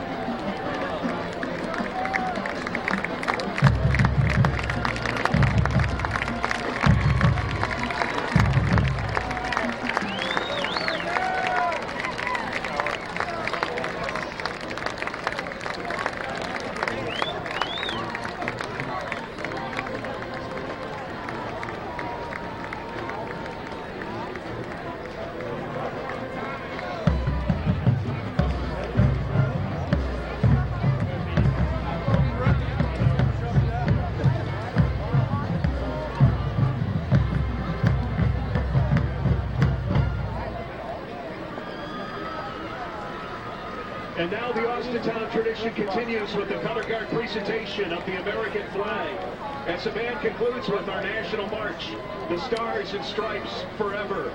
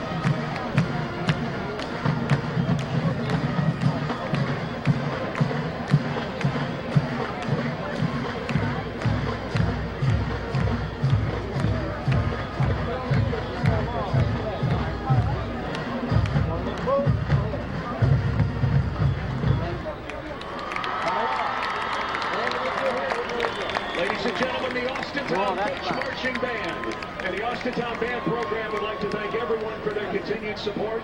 Please visit our website, fitchband.org, for all information regarding the Fitch Band. Best of luck to Coach Annarella and the Falcon football team.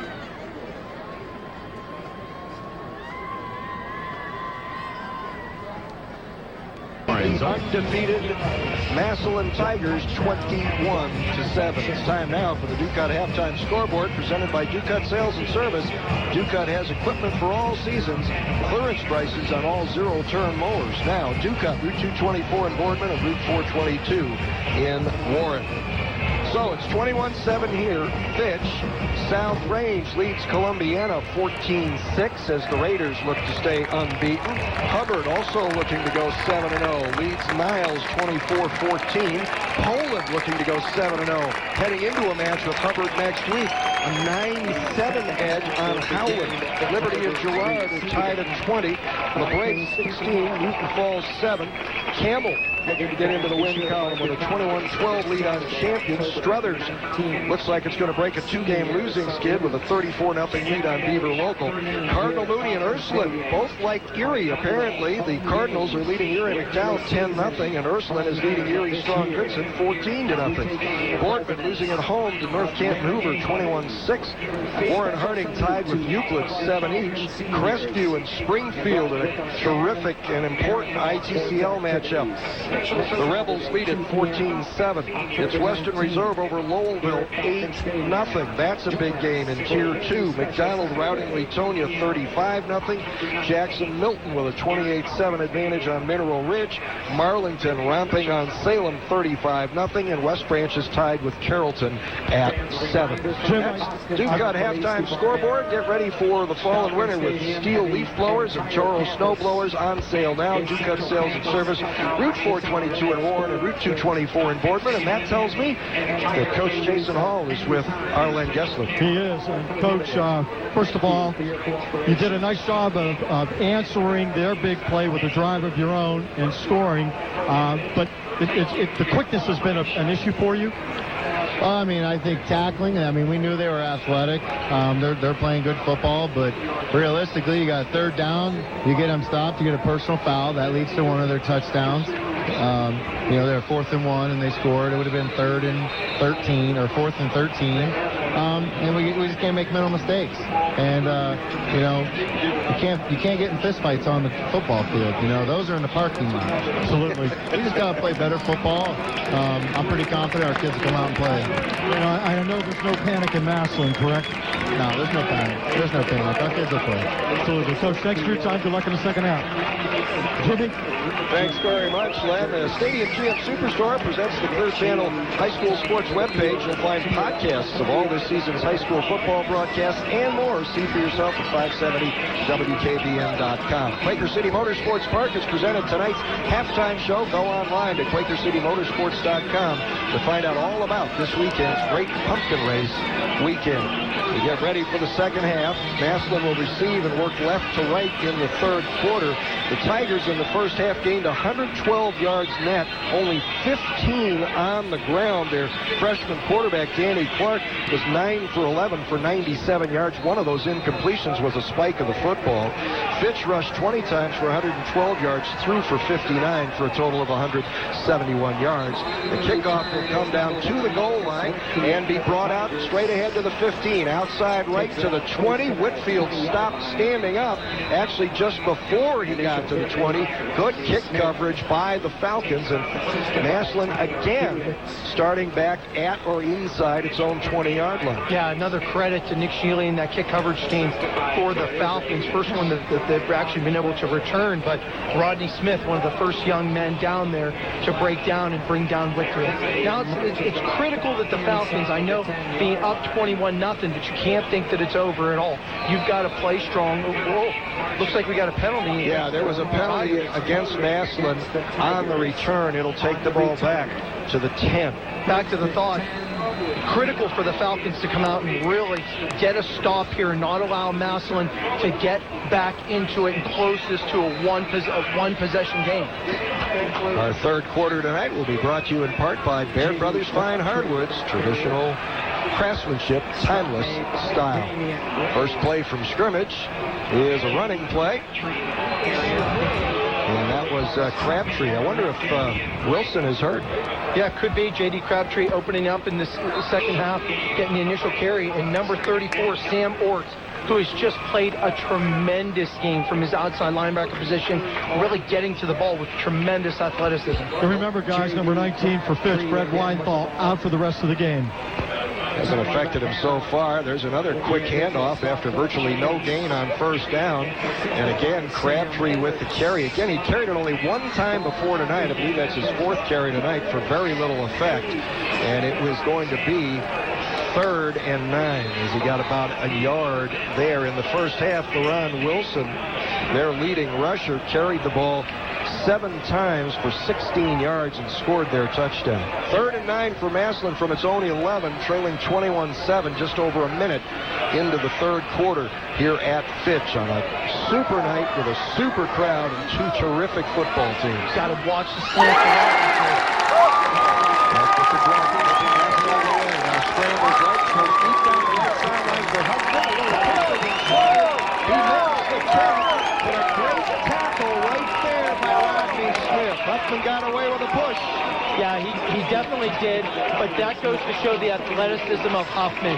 The Tigers come right out, they get the penalty, they get themselves in a really bad position, not being able to run, but then the athleticism of Huffman, and shows why he's such a dangerous weapon for the Tigers. 51-yard pickup to the Fitch 38.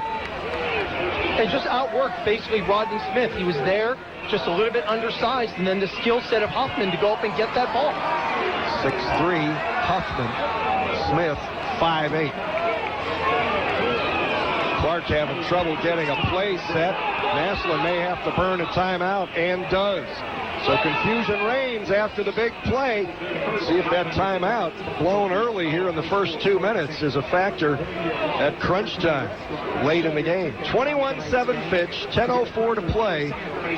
Third quarter on the Baird Brothers High School Football Game of the Week. When we wanted to sell our home, our agent said, "Gotta add value," so we went straight to Baird Brothers. not only does Baird Brothers have the finest hardware hardwood products around. Their people are experts. They knew which improvements in which rooms would add the most value to our home. They came out, measured our doors, stairs, and floors, pre-finished everything, and it installed like a dream. Our agent said, now I can sell it. but we said, Forget it. We're staying. Improve your home. It's easy with beautiful hardwood products from Baird Brothers Sawmill in Canfield. 330-533-3122 and at BairdBrothers.com. Youngstown Warren's only news radio. 570 WKBN.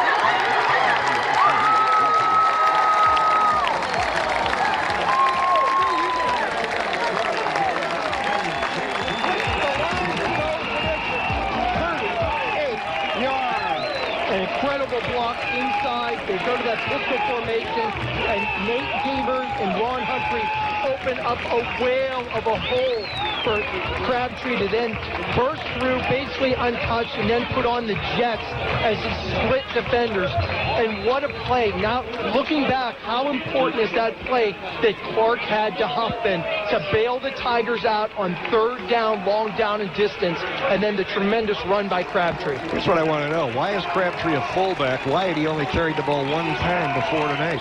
Extra point attempt is on the way and good. So, Massillon with two big plays right back to the ball game. 9:56 to go, third quarter. Fitch, 21. Massillon, 14. This is the Baird Brothers High School Football Game of the Week. Quality Pet Market. Located inside the Western Mass on the corner from 46 and Holly Avenue in Austintown brings you the taste of Quality Pet Market. The name tells you all you need to know for a healthier pet. Quality Pet Market. You can check out treats for your dog or cat, and even features a big selection of American-made raw treats. See Quality Pet Market for those special toys, brushes, even nutritional supplements for your dog or cat. For a healthier pet, rely on Quality Pet Market in the Weston Plaza in Austintown. This is the home of Dan Rivers. Youngstown Warren's only news radio. 570 WKBN and on FM WNCD HD2. Well, Massillon stuck 3rd and 9 at its own 11, winds up finishing off a 90-yard, 5-play touchdown drive that used 1 minute and 57 seconds. J.D. Crabtree, who had carried the ball one time for 7 yards this season, goes 38 for the score. And that is your Haas Auto Group scoring drive summary. Haas Auto Group has a vehicle for every budget. See for yourself online at hausautogroup.com. Kickoff coming here from Andrew David.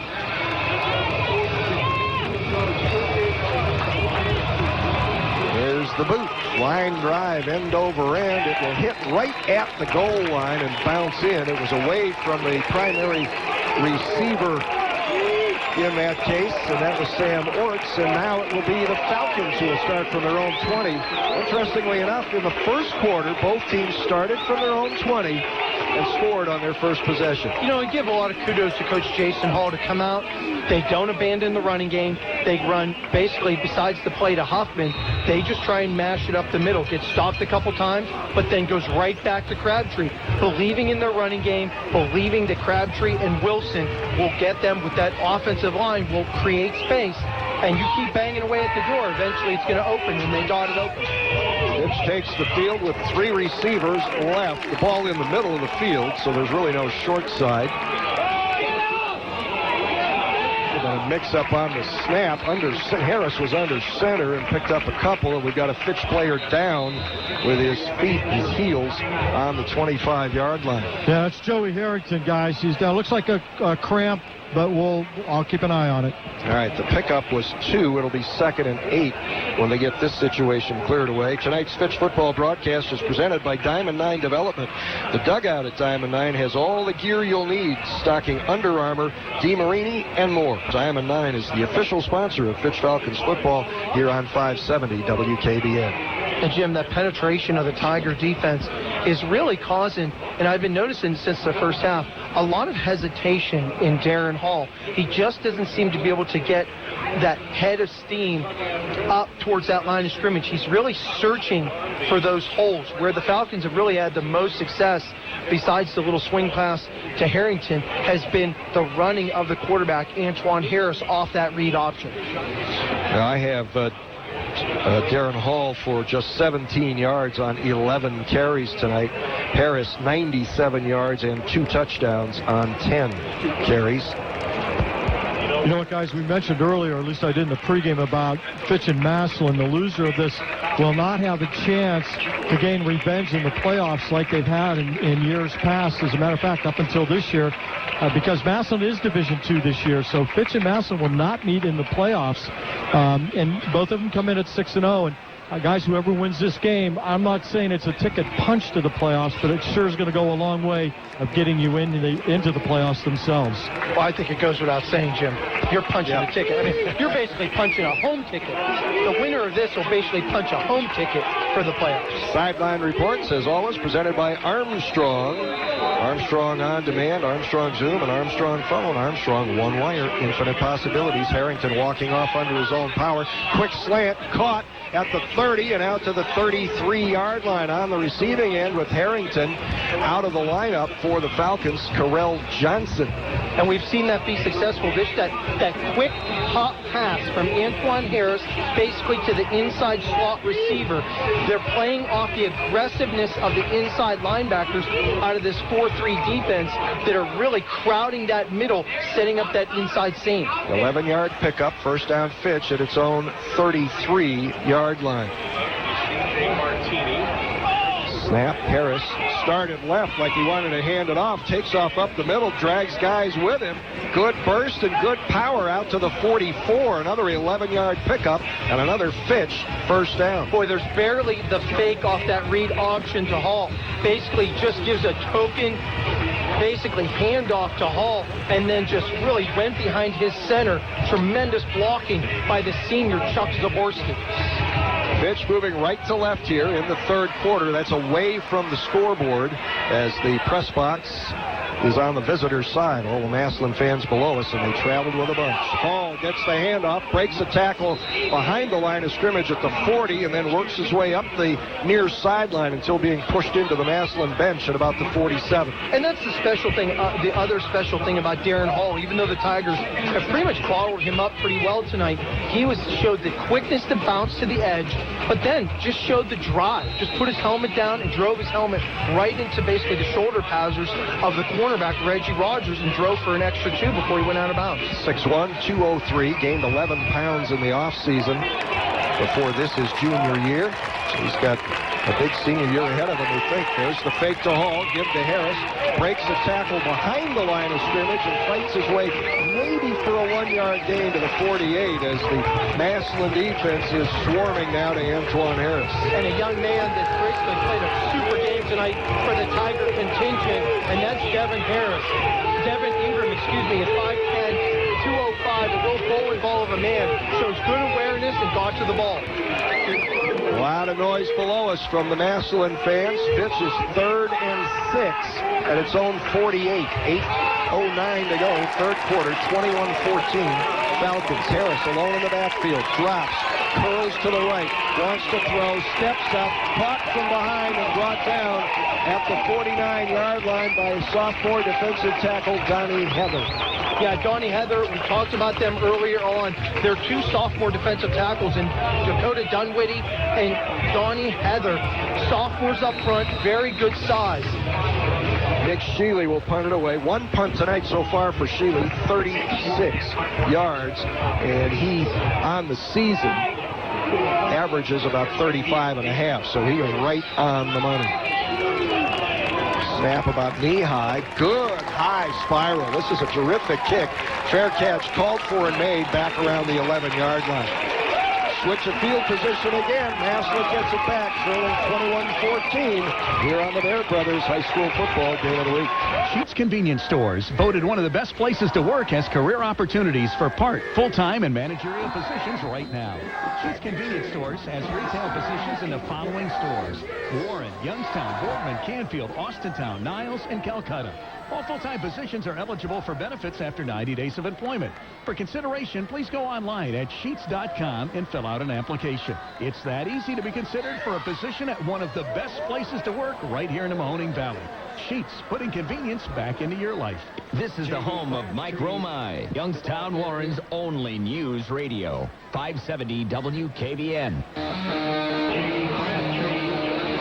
Now off the first down snap, a quick toss, and then they get it to J.D. Crabtree, and he gets out to the 14. Fitch not much fooled by that play. Yeah, and a super excellent open field tackle that time by Rodney Smith, who was earlier beaten on a play by Bo Huffman. Now, Massillon, well, it looked like they were going to go hurry up, but no, they just get back to the line of scrimmage and then check the sideline for the hand signals to get the play in.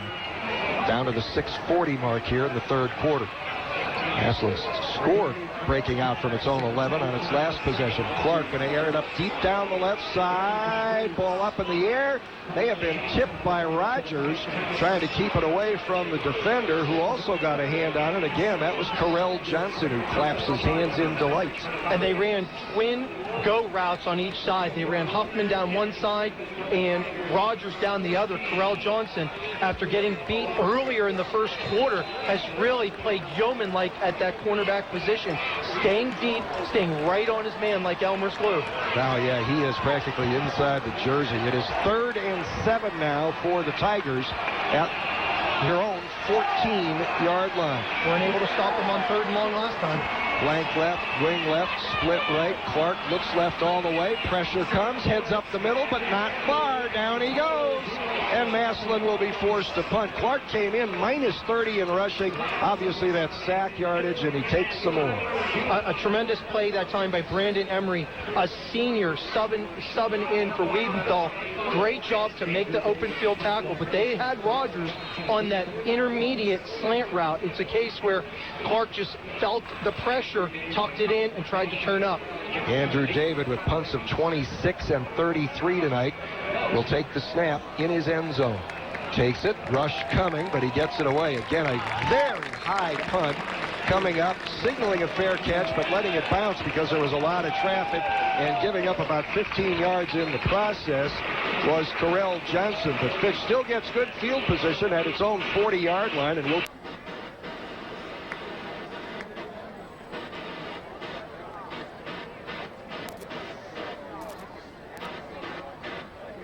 Yeah. And Andrew just got that off with people in front of him. He really did. That's why it was high and short. He just had to get it up and off quickly. Couldn't fully extend. 1st and 10 at their own 40, right hash mark. So good field position for Fitch, just not the great field position that we feared they would get, as the Tigers benefited from a good roll for the second time now on punts by Andrew David. And the quarterback in shotgun is Harris. He hands off to Hall in the backfield, who gets tackled behind the line, fights his way back to about the line at the 40, maybe the 39. As a swarm of Tigers got in there, and the guy getting off at the bottom of the pile.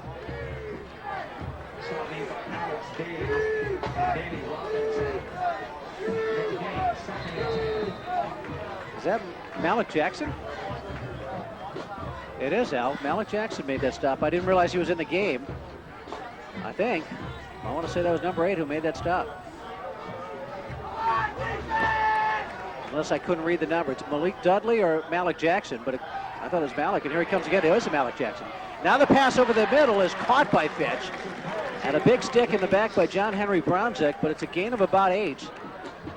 And it's going to bring up 3rd and short. Boy, did John Henry hit that kid, and he hung onto the football. And that was more of a curl pattern, Ray. It wasn't the pop pass that we've seen normally. This curled in behind our middle linebacker, and consequently John had to come up and make the tackle.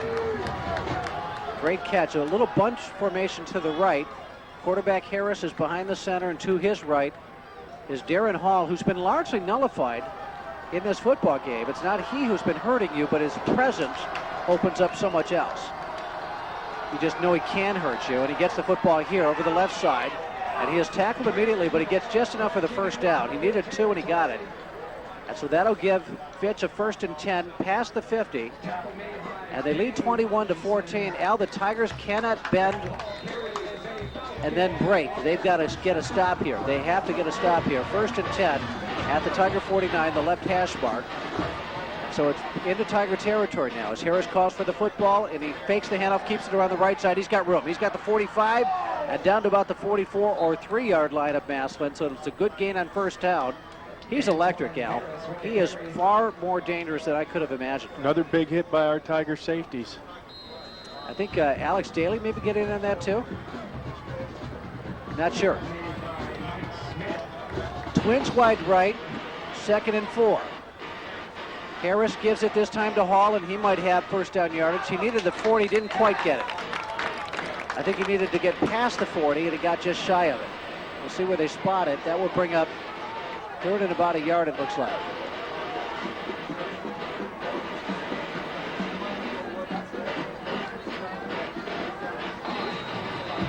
The speaker system in the house is going crazy right now. Killing me. I don't know if you can all hear that over the radio, but there's a staticky blast noise that's coming from it.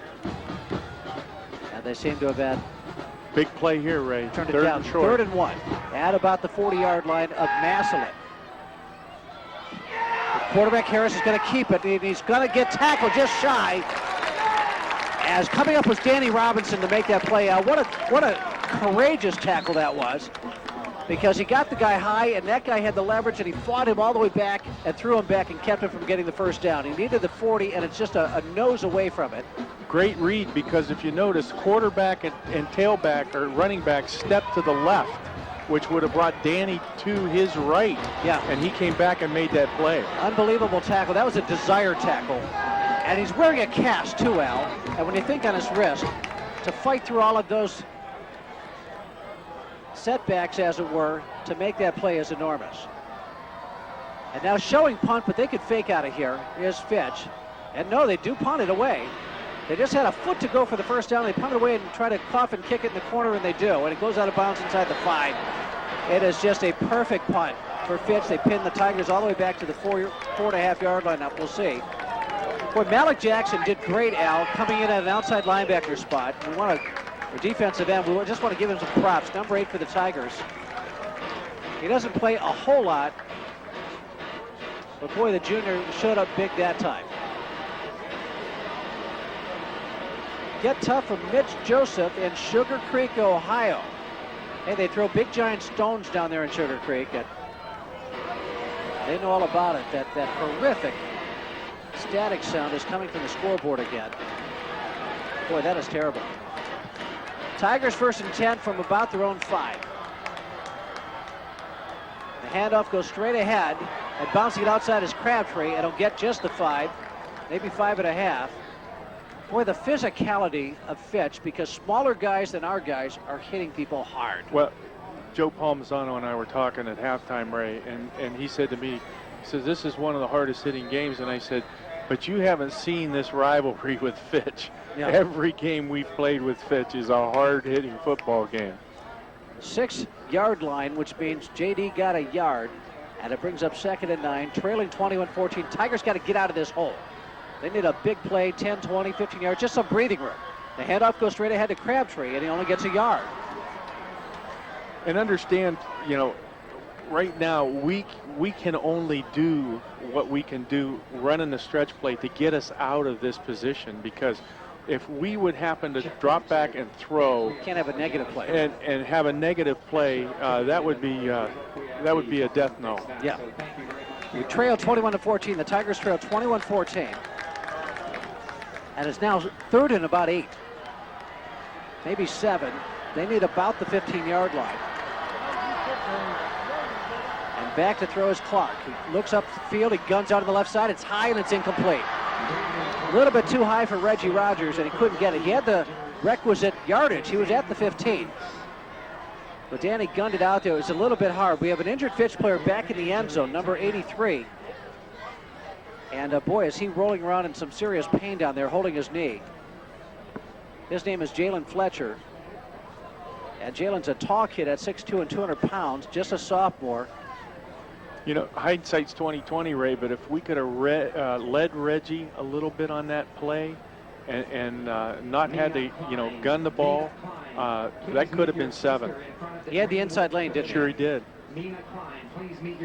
Well, Danny is just, he's been harassed enough that he's a little bit out of his game. He just misses his throws a little bit.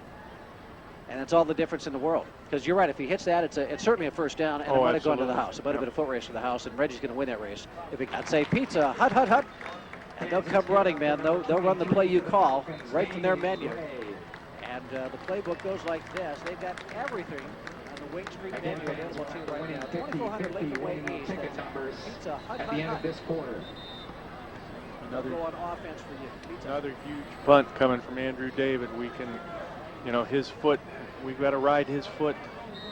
He is in the back of his end zone, 1 yard inside the back of the end zone with 37 seconds left, third quarter, and trailing 21-14.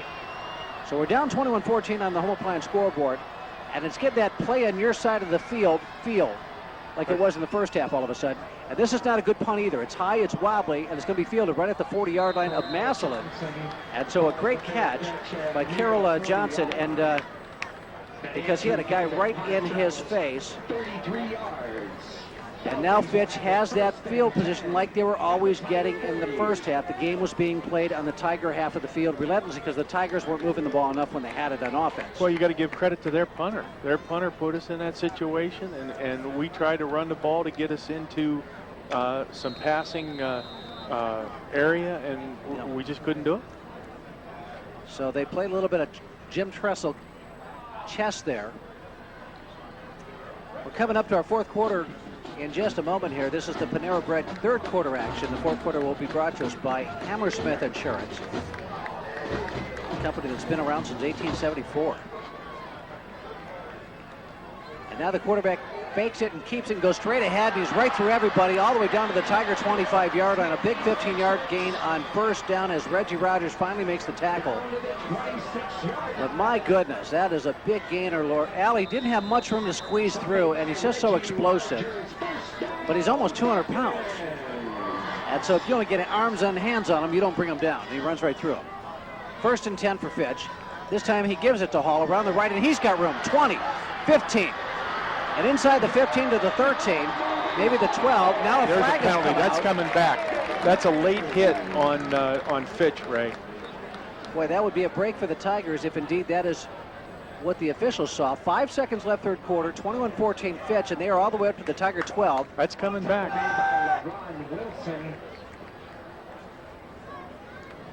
Hankey is sitting there, the yellow flag on the 20 in the middle of the field as the 5 striped shirt guys are all collaborating at about the 15.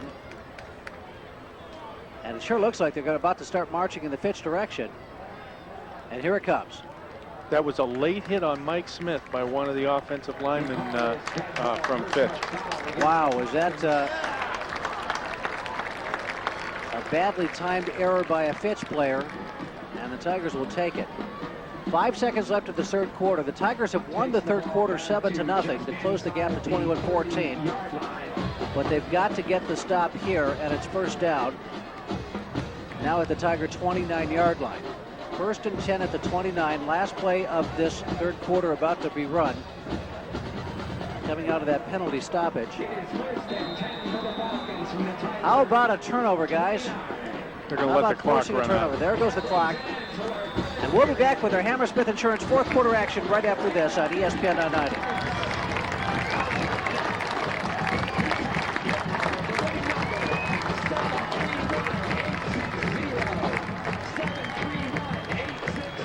Hammersmith Insurance fourth quarter on ESPN 990. The Massillon Tigers trail 21-14 the Fitch Falcons. Hammersmith Insurance have been protecting Stark and neighboring counties, get this, since 1874. That's 100 years before my high school graduation class. Hell, that's what that is. That's what that is. They got 14 respected insurance companies that they carry, and they're locally owned and operated with people that you know. Hammersmith Insurance. 1st and 10 now for Fitch. Back to throw is the quarterback. Now he's going to keep it. Goes straight ahead and tackled right there at the line of scrimmage about the 29. And so that'll bring up 2nd and 10. Boy, he wanted to throw it. When he saw everyone was covered, he took off. And the Tiger defense stayed home. The linemen did. And guys like Donnie Heather and Dakota Dunwoody made that tackle. Also, Malik Jackson at an end spot. So J.D. Crabtree, they're resting him to make him the running back. And Malik has played great. And then also, of course, Malik Dudley. You've got Malik and Malik on the field at the same time at your end spots, and that's why JD's not there in defense. Right, right, They need him to run the football. And he rewarded them with a great big touchdown run in the third quarter. And now rolling left is Antoine Harris, the quarterback, and behind the line of scrimmage, I think it was Malik Dudley. No, it was Malik Jackson. Malik made that play. Just a junior, and he made a great stop there behind the line of scrimmage. And that'll bring up 3rd and long. What a game he is having. Fellow that hasn't had a whole lot of playing time and not in the crunch times of this season. And he's played monstrously big. Big play here. Coach Hall always talks about building depth. Boy, they've done the right things to bring along Malik Jackson. Third and a mile. I'm going to say 3rd and 17 now for Fitch. Trips wide right and back to throw on the screen pass. And it is incomplete as LaRon Rosen came up and hit the guy as he touched the football. I was hoping that ball would pop in the air, Al, because that could have been a jailbreak interception the other way. But it's going to be 4th and 17. And CF Fitch now tries to coffin corner it again. They bring out their kicker, Nick Shealy, number 43, the big senior. Boy, he's about a 200-pound punter and place kicker with the left foot. And he's been just deadly accurate with his punts and his kickoffs and his everything. He's just a great kicker. He's a weapon. He's there, Andrew David, with the left foot. As Marcus Whitfield sets up office at the 10. And there goes the coffin corner to that corner that Marcus is on. It's going to roll to the goal line and get stopped at the 2. Are you kidding me? Maybe the 3-yard line. It gets touched up there. Al, this kid has been unbelievable punting the football. A spiral that landed just beyond the 10, and then like a golf shot with backspin held the green. Well, I'll give you a name from the past, Ray. Jeff Wilkins. Jeff Wilkins from Fitch. Austintown Fitch. NFL Jets? Giants? Where did he play? Played in the NFL, the Jets. I think he kicked a little bit for the Rams. Jeff Wilkins from Fitch. Wow, what a name. What a great name. Orange and black attack, says Tuffy. Let's bring this victory home, baby. Tigers now with the football.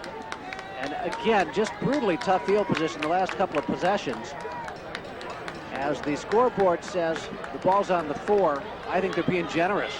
It's inside the 4. Looks like Crabtree next to Clark in his end zone. And the handoff is faked. Danny's going to throw it. He's going to get sacked in the end zone. Now he gets escaped. Now the ball comes out, and it's at least a safety. Fitch, but it's in the back of the end zone. It's a safety. The Tigers dodge a bullet because the ball comes out, Fitch gets on it, but it's outside of the end zone, so it's a safety. And that means it's 23-14, and the Tigers got to kick the ball away. The tough thing about that, Ray, we've started the 4th quarter. We get a safety on the Tigers. We've got to kick back to Fitch. So we've got to work real hard to get a 3 and out and not let them run clock. Danny Clark, it's interesting. He's walking off the field being kind of coached up by an official, looks like. They're having a very heated conversation. Official now runs away from him, but... That's what we said at halftime, Ray. Danny has got to find a receiver and throw it at his feet. If no one's open, to preserve that yard line, being next play on the 4. We come back and play again. But I'll tell you what, he had a ton of pressure. He's had a tough game, and they've done a great job of coming after him. 21-14, 23-14 now after that safety. 23-14. So Fitch's only points in the second half have been that safety. But they've had 2 great punts that have pushed the Tigers back inside the 5 twice. And the result is Tigers have been playing in the shadows of their end zone. And bad things happen eventually if you're always up against the wall like that. And it just did. Well, now let's see if Andrew David can boom one out of sight. He's going to tee it up and kick it off from the 20. And that will be field position automatically, Ray. Can he hit it over the heads of these guys? Can Andrew do what we know? He's got an amazing leg. He's going to kick it off the tee. He's not punting it. No. Because he can hit it 60 yards. Right. So he should be able to get it on the fly to the 20. And he booms it past the 20. It's going to go over their head. No, back to the 15. So 65 yards in the air. It's being returned. 25, 30, 35, and almost to the 40. So he kicks it all the way back to the 15 now. That's amazing, but it doesn't give you time enough to run under it. And it's a good return out to almost the 40. See where they put it. Looks like the 38, 39-yard line. 39 for Fitch on their own 39. So what a great kickoff. Thankfully, you have an Andrew David. And he's been our pressure player tonight. You know, 2 punts deep and then this kickoff. I thought it was going to get over the guy's head at first. And if it did, it would have rolled toward the end zone. I mean, that would have been the ultimate bailout. But Andrew, he did his job. A 65-yard in the air kick. That's amazing. Credit the Fitch guy that had the judgment to run it down and catch it on the fly. And now Antoine Harris will hand it off to Hall, and he's got room. And this is not good as he gets past the 45 and a gain of about 8 on that play. Just a little bit left of center. Got another Fitch Falcon hurt. 2 of them. It might be Hall. 2 of them. I think Darren Hall, the running back, is slow to get up. It might be another cramp. It was very warm to start the day. We'll take a timeout as there's an injury on the field. ESPN on 90. 23-14 Fitch. Back after this.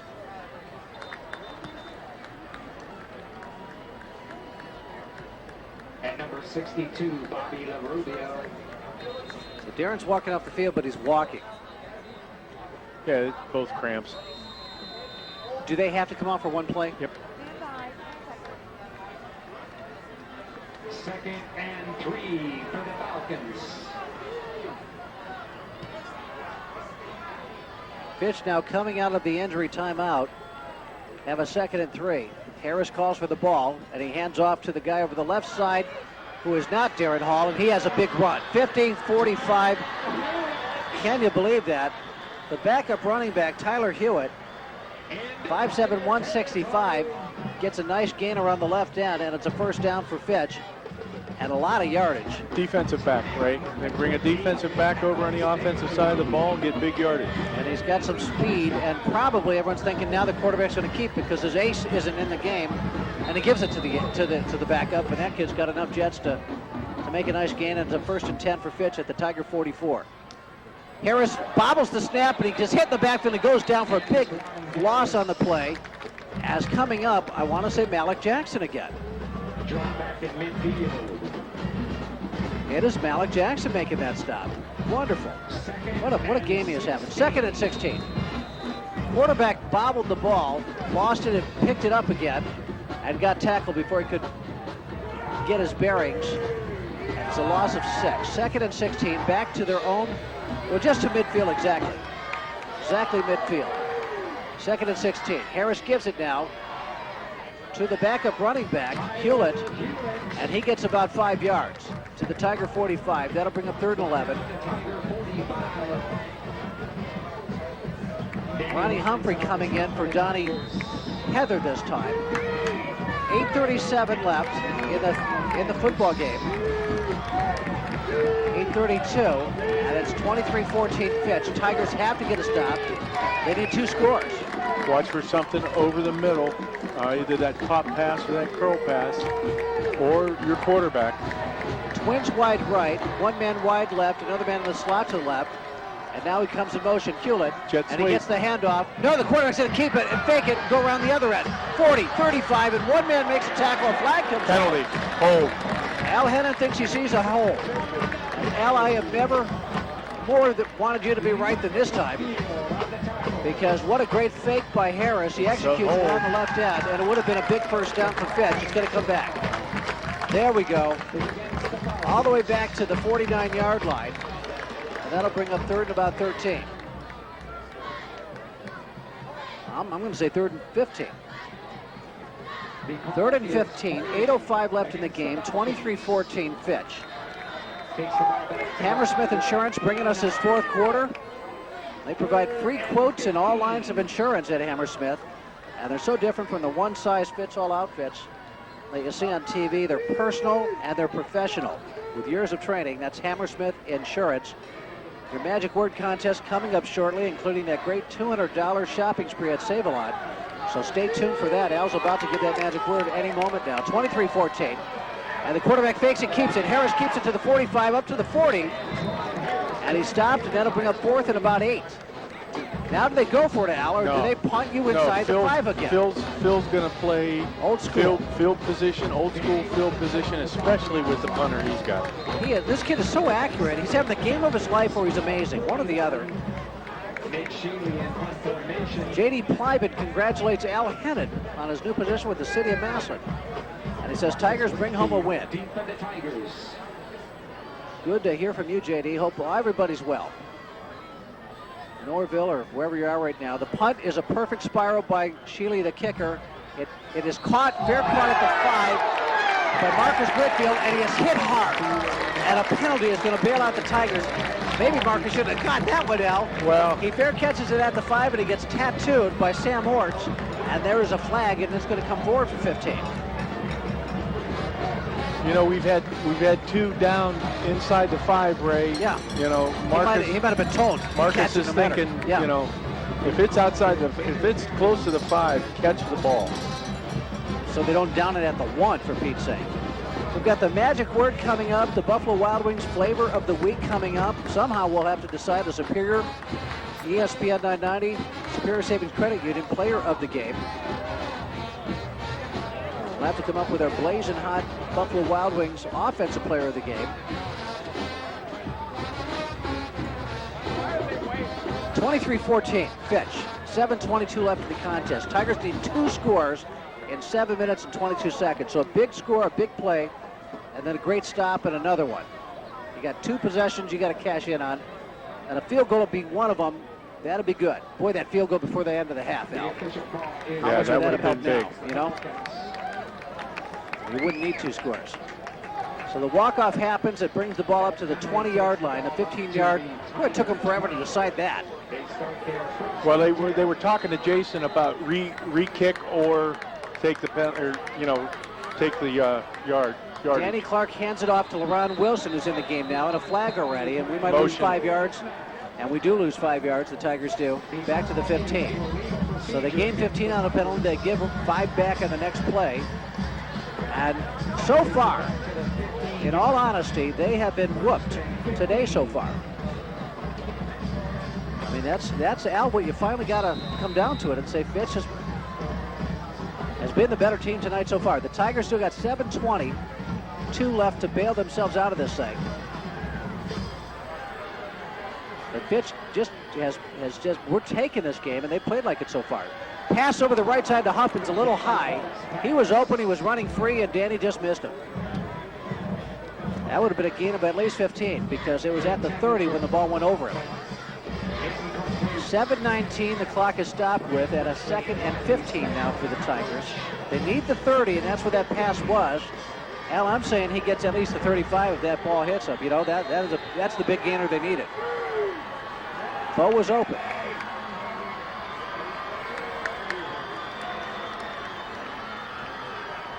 Danny's having a tough time of it today. Back to throw he is. He's under pressure. He's rolling right. He's under pressure. He's going to keep it. He's going to go down at the 15. That'll bring up 3rd and 15. He was under pressure from the get-go. There was a little bit of a leak on the left side of the offensive line, and then things just collapsed on him. Fitch is a Steubenville-like team, but their players are a little bit bigger. You know? They come at you with the speed and the quickness and the aggressiveness. Well, that's it. But they've been more aggressive. Fitch has today. The difference between Division I and Division III. That's your difference. They're a little bit bigger, stronger, faster version of Steubenville, and that's why they've been such a nightmare tonight. And they lead 23-14. Back to go is Fitch, as Clark, and he's under pressure, and he goes down hard at about the 8-yard line. As pressure was coming. That had no chance. No chance. And Danny is hobbled. He is limping toward the sideline, and 6 minutes and 15 seconds on the clock. It's running, and Andrew David will have to hit a punt from the middle of his end zone. And Gibson is back to return it for Fitch. We'll give out the magic word in a little bit here. Big prize package associated with it. And boy, oh boy, Fitch has just been relentless. They haven't let the Tigers up off the carpet. Danny's having trouble putting pressure on his right leg. And that's scary. And now the punt is high and again short by Andrews. See if it gets a roll. It rolls laterally toward the Tiger bench. and not where they wanted it to go. And I think it's Bo Huffman. No, it's not Bo, but it is a Tiger who touches it up and stops it. Braden Fribley, the sophomore, makes that play. Al will give out the magic word. How about right after this play? And then we'll give the Buffalo Wild Wing Flavor of the Week as well, as we've got a magic word picked out. And the prize package is a $200 shopping spree at Save-A-Lot and a big power tool, DeWalt by brand, a drill kit valued at about 150 bucks. From Fat Boy Tools, a $50 gas card from Sheetz, a $50 check from ESPN.90, and even more Panera Bread, Dairy Queen. And Fitch is in business now, 1st and 10 at the Tiger 36, following a short punt. Boy, they've won the field position battle, Al. That's been about the greatest gain this year. What a Darren cut. Hall, a cutback, and look out. 30, 25, 20, 15. He's headed toward the end zone. He's got one man to beat, and he goes out of bounds at the 2-yard line as Reggie Rogers saved a touchdown. But it's 5:28 left in the contest, and there's blood all over the place in the water, and the Sharks and Fitch are smelling it. And you got to give credit to the kid. Stretch play to the left, okay? Stops on a dime, cuts back to the right, and makes a big play out of it. They're a tremendous football team. Austintown Fitch got all my respect tonight. Trips wide left. Harris in the gun, and he's going to go straight ahead toward the goal line, and he might get there. He's stopped at just about the goal line, maybe the 1-yard line. Trying to see what Tiger planned. I think it was Devin Ingram or John Henry Bronzik. It was Bronzik who was able to keep him out of the end zone. The ball is planted inside the 1-yard line for Fitch, leading 23-14, approaching 5 minutes. And Al, they pitched a masterpiece within their strengths and their limitations. They mask their limitations with that pressure that doesn't allow you to exploit their secondary before you get a chance to. They're on you. Right. And you know what I'm saying? They play to their strengths and they hide their weaknesses. Harris keeps it go straight ahead, and he scores. And it's 29-14. Fitch has just played about as well as I can imagine that they can play. This has been relatively flawless, not a lot of penalties. They've secured the football too. That's the other thing. They haven't shot themselves with that. One interception where Save Isles made a pick. Well, when they've shot themselves in the foot, Ray, they haven't. It hasn't hurt them as bad as it's hurt the Tigers. Al, the magic word is prey. P-R-E-Y. Prey. Falcons are birds of prey. And they kick the extra point. Shealy knocks it through, and it's 30-14. And back after this on ESPN.90.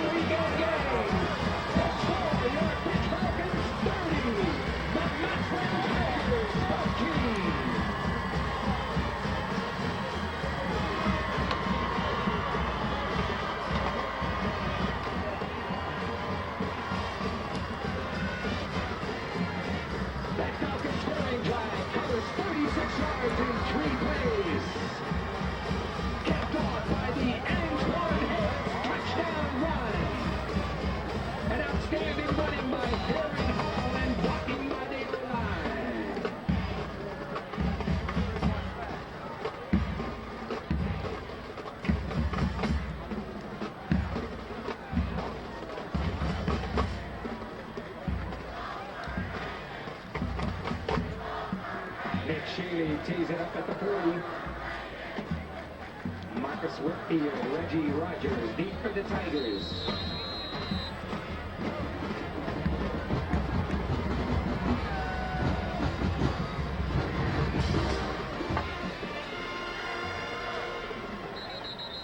That is another Nick Shealy shot into the end zone. And fans, we have learned for every Shealy shot into the end zone, including tonight. Way to win this game. Don't back down, guys. Got to go 2-minute offense now, Ray, and just 2 touchdowns, 2-point extra. It's what you got to get here. Got to go down the field, score, and then you're scribbing it. You got to be in your 2-minute offense. Keep working, keep playing. You're playing to try to win this game, but it's going to help you win future games. Keep playing, keep working at it. Try to get better. Pass to Reggie Rogers over the left side. He's got room. He's got the 30. He's got the 35. He's got the 40. He's in a foot race. 40, 30, Reggie, 20, 10, 5. Touchdown, Notre Dame College touchdown. Reggie Rogers, 80 yards on the first play. A Notre Dame College touchdown, and we've got 30-20 as Reggie takes it to the house. Great job on the step back screen. Great block out in front of Reggie Rogers. AAA scoring drive, Ray. We set a record, 1 play, 80 yards. 1 play, 80 yards, and the Notre Dame College touchdown makes the home appliance scoreboard 30-20. Now a 2-point conversion, guys. Let's get 2 here. Let's get 2. 30-20. 4:30 left in the contest. Jim Blosser listening on the web from Sedona, Arizona. Jim, you just missed an amazing play. Reggie Rogers turned on the Jets and took it to the house. Shemaiah Stinsonwoods says, "Go Tigers." Shemaiah, say a prayer. Pass, and it's caught for a 2-point conversion. Danny Clark gets Reggie on the slant. Was that Reggie or Marcus? One or the other. We got 2 points. Is there a stoppage, Al? There's a yellow hanky somewhere. Procedure against the Tigers. Call it back. Geez. A perfect slant for a 2-point conversion. It looked like Marcus. That was Marcus, and it was Marcus. Just a sweet little slant in from the right side. Boy, that makes it tough. A nice, comfortable throw by Danny. His best throw in a long time. That was a pretty throw. This will make it tough. Let's give the Buffalo Wild Wing flavor of the week, Al. It is Jammin' jalapeno. Jammin' jalapeno. And if you can eat those suckers, God bless you. You've got a cast iron stomach. So the Tigers move it back 5 yards. They got to try it again. Danny Clark in shotgun. He's got to throw it fast. Here comes pressure. Here it comes. Here it comes. And he's going to go down at the 5-yard line. So a 2-point conversion nullified on the procedure call. And so now we got 30-20 and now 30-22. Tigers need 2 scores in 4:30. They need an onside kick or some such thing.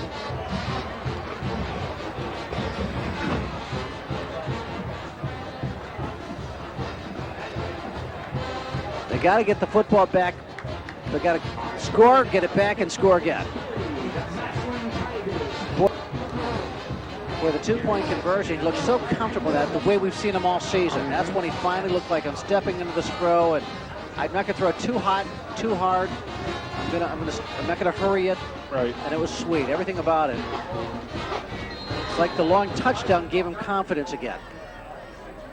Nice little screen, and boy, oh boy, Reggie Rogers took it to the house. So the Tigers are kicking off now. Andrew David kicks it off. It's going to reach the end zone and then some. Fitch will get it at the 20. 4:30 left in the contest, trailing by 10 now at 30-20. 3 and out. We got to have a 3 and out.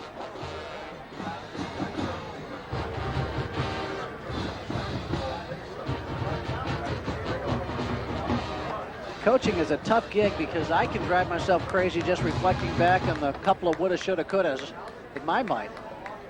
And how much more so the coaches that, it's their job, their responsibility. It's a tough gig, man.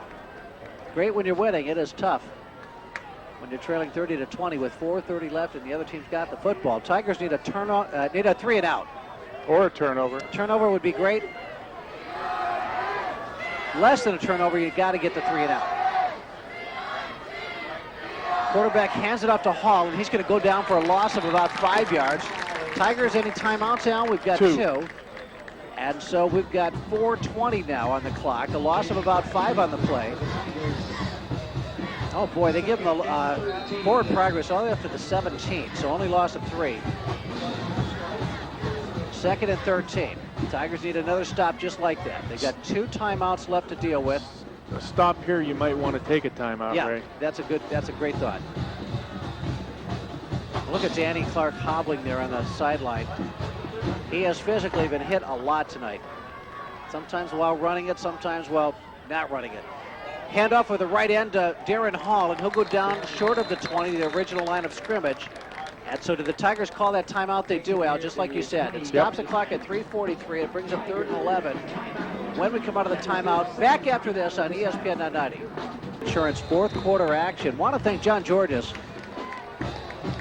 for feeding these great Massillon Tigers today, and boy, they do it every road trip. It's just amazing what they do for these Tigers. John Georges, home of the double trouble sub. And here comes Antoine Moore for about 8 yards on the play, Al. He'll get all the way out to the 28-29 yard line. He needed the 30 to get a first down. And that's going to bring up 4th and 1. And in this situation, you got to believe that Fitch is just going to punt the football away, right? 3:20 left. Gave the football game. 4th and 1 for Fitch. Ball's at 29. Phil can close you out now. They can close you out. They're going to go for it. At least they're going to show that they're going to go for it. Unbelievable. 4th and 1 on their own 29, and Fitch is showing they're going to go for it with a punter like that. Now he's going to take the timeout. Now they take the timeout. Yep. So they ran some clock. Wait to see if the Tigers would jump. They don't. Then he calls the timeout. Boy, is he smart. It's a smart coach. 3 minutes exactly left in this contest. It's 4th and 1. I got to believe Fitch is going to punt now, because their punter has been just nothing but money. And if he gets another 40-yarder, that would put the Tigers back to the 30. Can they get a return or not? They would get the football back. But they've got to score, get a stop, and score. But if they force the punt here, Al, if Fitch does punt, then their defense did their job. Their punter's out on the field, right? Nick Shealy has come out to punt. You can't sideline a weapon like that. He's the best punter I've seen this year. No, you've got to use this weapon. He is the best punter I've seen this year. Nick Shealy, 6 feet, 202 pounds. He kicks it into the end zone with his left foot, and he punts it on a dime wherever he wants it with perfect spirals. I mean, he so locates the ball. He hits it far, but he hits it so perfectly located. Back at the 35 is the Tiger returner, and I think it's Whitfield. It is. And it's going to hit at the 40 and get a great roll, and does it bounce off of Whit and go out of bounds at the 28? I think it did, Al. Yeah, and their punter, again, has just been an absolute weapon. And that was the worst punt of the night right there, Ray. Because and it worked out perfect. It was a wobbler, and it just hit the turf right and rolled.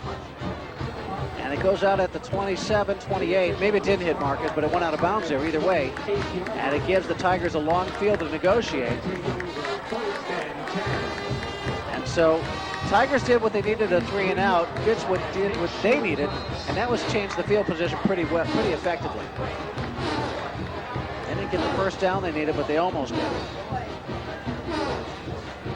So Nathaniel Devers runs out to a center spot to get the action started. Danny Clark just jogs out there now. He looks pretty good the way he's moving right now. LaRon Wilson it's an empty backfield formation. 5 receivers are out there. And back to throws Danny. Pump fakes. Now he's going to go for the house to Reggie Rogers. To Reggie Rogers. To Reggie Rogers. 25, 20, 10, 5. Touchdown, Reggie Rogers. Danny Clark has hit Reggie for a 72-yard touchdown pass. A Notre Dame College touchdown. And it's 30-26. 2:41 left in this game. Al Hannon, what about it? AAA scoring drive, Ray. Another one play for 72 yards. AAA, over 55 million members. Danny's last 2 plays have gone for 80 and 72 yards to Reggie Rogers. And a 2-point conversion was lost on a procedure call. Boy, does that hurt. So Jared Marsh is running out of the field. He thought the team was going to go for 2. He is the holder who replaces Reed Victor. And so now he is out on the field. I think I see Devin Smith down on the field. The Ohio State Buckeyes have a bye week this week, and there's Devin down on the field. Ball is down. Kick is up by Andrew David. It's good. And so now it's a 3-point game, 30-27. The field goal gets an overtime, Al. So the Tigers are going to stop at a field goal to force the overtime. And 2:41 left of action. 30-27 they trail. Big play offense by the Massillon Tigers. Amazing. And boy, if you had that 2-point conversion now, you're just screaming right now, because a 2-pointer there would have tied it up after that touchdown. And that throw was just a go pattern, right? Perfect throw. Yeah, it was a perfect throw, right in stride. What a nice job of Reggie. Tuffy Wood says, Tigers don't give up, Tuff. They're too tough, Tuffy. Unbelievable. The young freshman who's been just harassed all game throws an 80 and a 72-yard touchdown. A 9th grader. Perfectly in stride, the second one to Reggie. The first one was a nice screen pass that Reggie did most of it on his own after he caught it. And the Tigers are in business here if they can get one more stop. Kick it away, kick it out of the end zone, stop him at the 20. get a 3 and out and get a punt to force an overtime and win it in overtime. That's what they're thinking. Boy, that field goal at the end of the first half, the 2-point conversion you lost. We'd be tied up. Those little, that's like missed free throws in basketball. They come back to haunt you. You get both of them, you're up 2. Exactly. This was a winnable game if you just hit that field goal and get that 2-point conversion. You've got the game won. We still can stop them here. Get a stop. You've got 2:41 left in the game on your home appliance scoreboard. 30-27 here in this Hammersmith Insurance fourth quarter. Everybody buy Hammersmith Insurance this week if they win this one in this fourth quarter. Now they pooch the kick to the 15, the 20. It's returned to the 24. He runs into his own man. And he goes down there. Tigers stop him right there. J.T. Ryder in on the stop. Also getting in there, Devontae Maskey helps out on that play, a sophomore. And so Fitch at their own 24, middle of the field. 2:37 on the clock. Tigers possess no more timeouts, Al. No. So they got to get stops right now.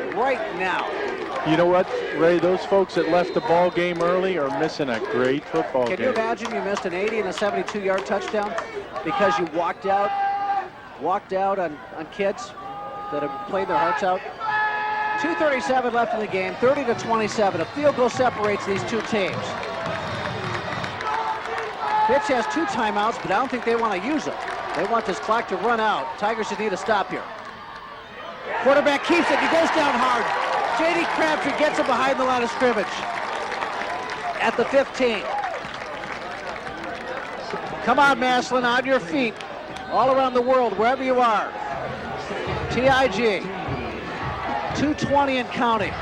Second down, 13 yards to go, 14. And a 30-27 Fitch lead. Fitch just milking the clock, taking every second on the game clock they can. They'll probably snap it around 4 or 4 or 5. Timeout at 1, 3, 2, game clock 1. Delay a game penalty. No, timeout. They call the timeout right at the end for the sideline. Right. So they let the clock run down, call that timeout, and that gives it 20. Well, now the clock stops until they start the next play. So what we've got is a 2nd and 14. Line of scrimmage is about the 20. The Tigers trail by 3 at 30-27 here on ESPN 990. Worldwide, ESPN990.com. Send these Tigers an email. ESPN990@gmail.com. Anywhere in the world, of course. Also MCTV, Channel 10. Many on the sideline. Out of the timeout. 1:56 left in this game. Clock will start when they hike it. Second down. Trips wide right. Quarterback and empty. He's looking to throw it.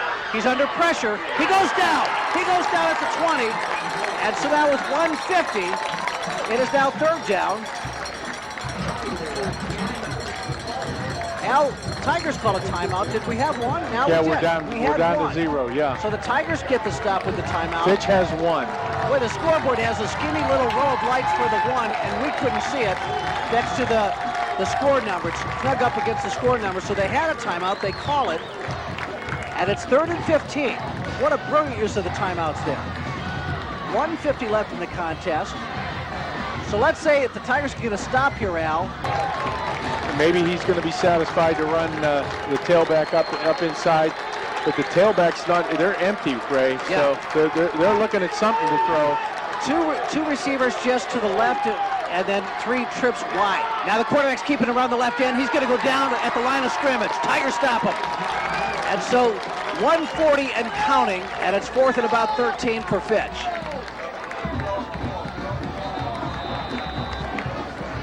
Fitch is going to have to punt, and the punter will stand at about his own 10-yard line. And the quarterback's down. Fitch's quarterback is on the turf. Harris is down for Fitch. So that stops the clock. Tigers needed that stoppage. He's really injured because he wouldn't want the clock to stop. Right.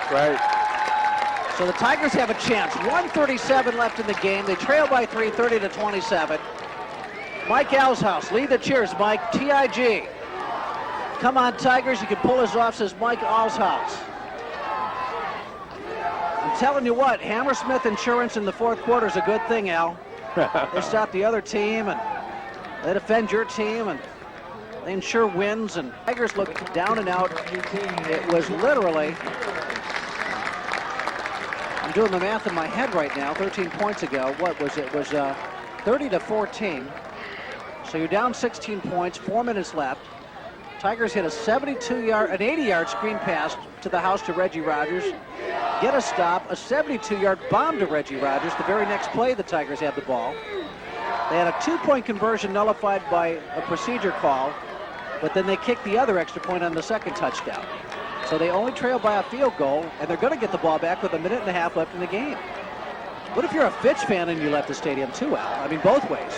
Fans who've left the stadium, they've just got to, well, you learn your lessons the hard way when you leave stadiums early. Kids don't quit, so don't you quit. Nick Shealy is the punter for Fitch, and he's been amazing. The clock is running now. 1:14, 1:13. He's going to maximize. He let the clock run out. Timeout. Call another timeout. Fitch did. So we're right there, Ray. 110, 112. 1:12 left in the contest. Another timeout attempt. Move the ball enough to get in his range, and he can put you into an overtime with a made field goal. You score a touchdown, you win the game in regulation. I see Matt Mutigli here, back home from Ohio State. So the Buckeyes have a bye week, and even their fans from Ohio State come back. Devin Smith's on the field. I'm pretty sure I saw Dev before. I'm looking for him now. I think I saw him. Boy, is he having a thrill if he's here. We'd known that he had been up here in the press box with us at halftime. Standing on the 10, Nick Shealy to punt for Fitch now. Here we come. Snap is good. Punt is a bomb. Boy, is this kid amazing. Amazing. Muffed by Whitfield. Now he picks it up, and it stops right there. Is he touchdown or? No, he called for the fair catch. Can't advance it. Okay. So good field position, though, Ray. Catch, muffed it, but then caught it. Sean Mateko says, God bless the Tigers.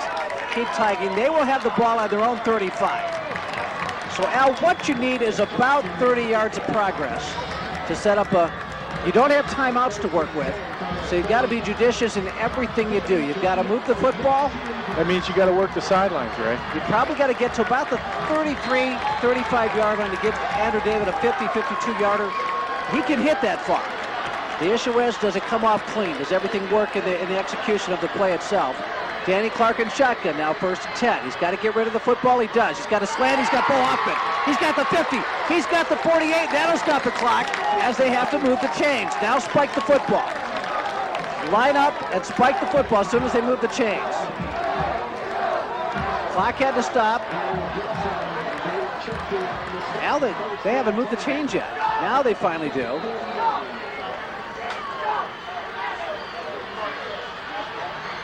They don't spike it. They go for everything. They throw it down the field. It's incomplete. A long completion stops everything at 50 seconds. So 2nd and 10.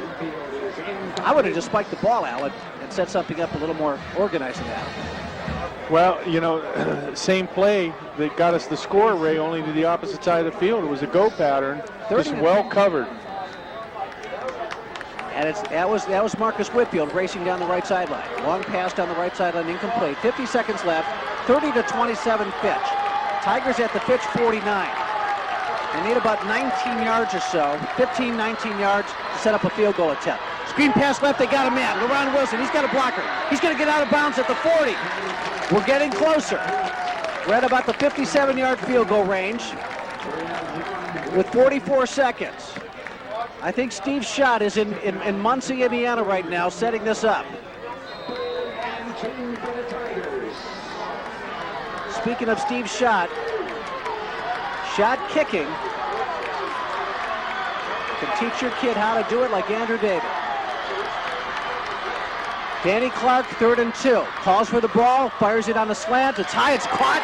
It's another Tiger first down. That stops the clock at the 32. Now we're totally in Andrew David field goal range, Al. This would be a 49-yarder. Totally in his range. Under center is the quarterback, Clark. Looking to the sideline. Clock hasn't started running yet, as they're still fidgeting with the chains. Now he spikes it. That stops the clock. 35 seconds left, and we're down 3. and we are inside of Andrew David range. No negative plays here, Al. We can't shoot Touchdown ourselves wins in it, the a field goal puts it in overtime. Tigers have a chance at the Fitch 31. Both sides of the stadium are going nuts, standing up and cheering. Danny Clark calls for the ball. He's back to throw. He sets his feet. He fires. He's got a man. 15, 10, inside the 10. Tigers have a man at the 10. Is that Bo Hoffman? Who was that? Not Bo. Who is that? That is Marcus Whitfield. And that stops the clock as they have to move the chains. 26 seconds left. Now we can go for the end zone to win it. Danny Clark spikes it again. And now the Tigers can get in the huddle and call a play. 23 seconds left.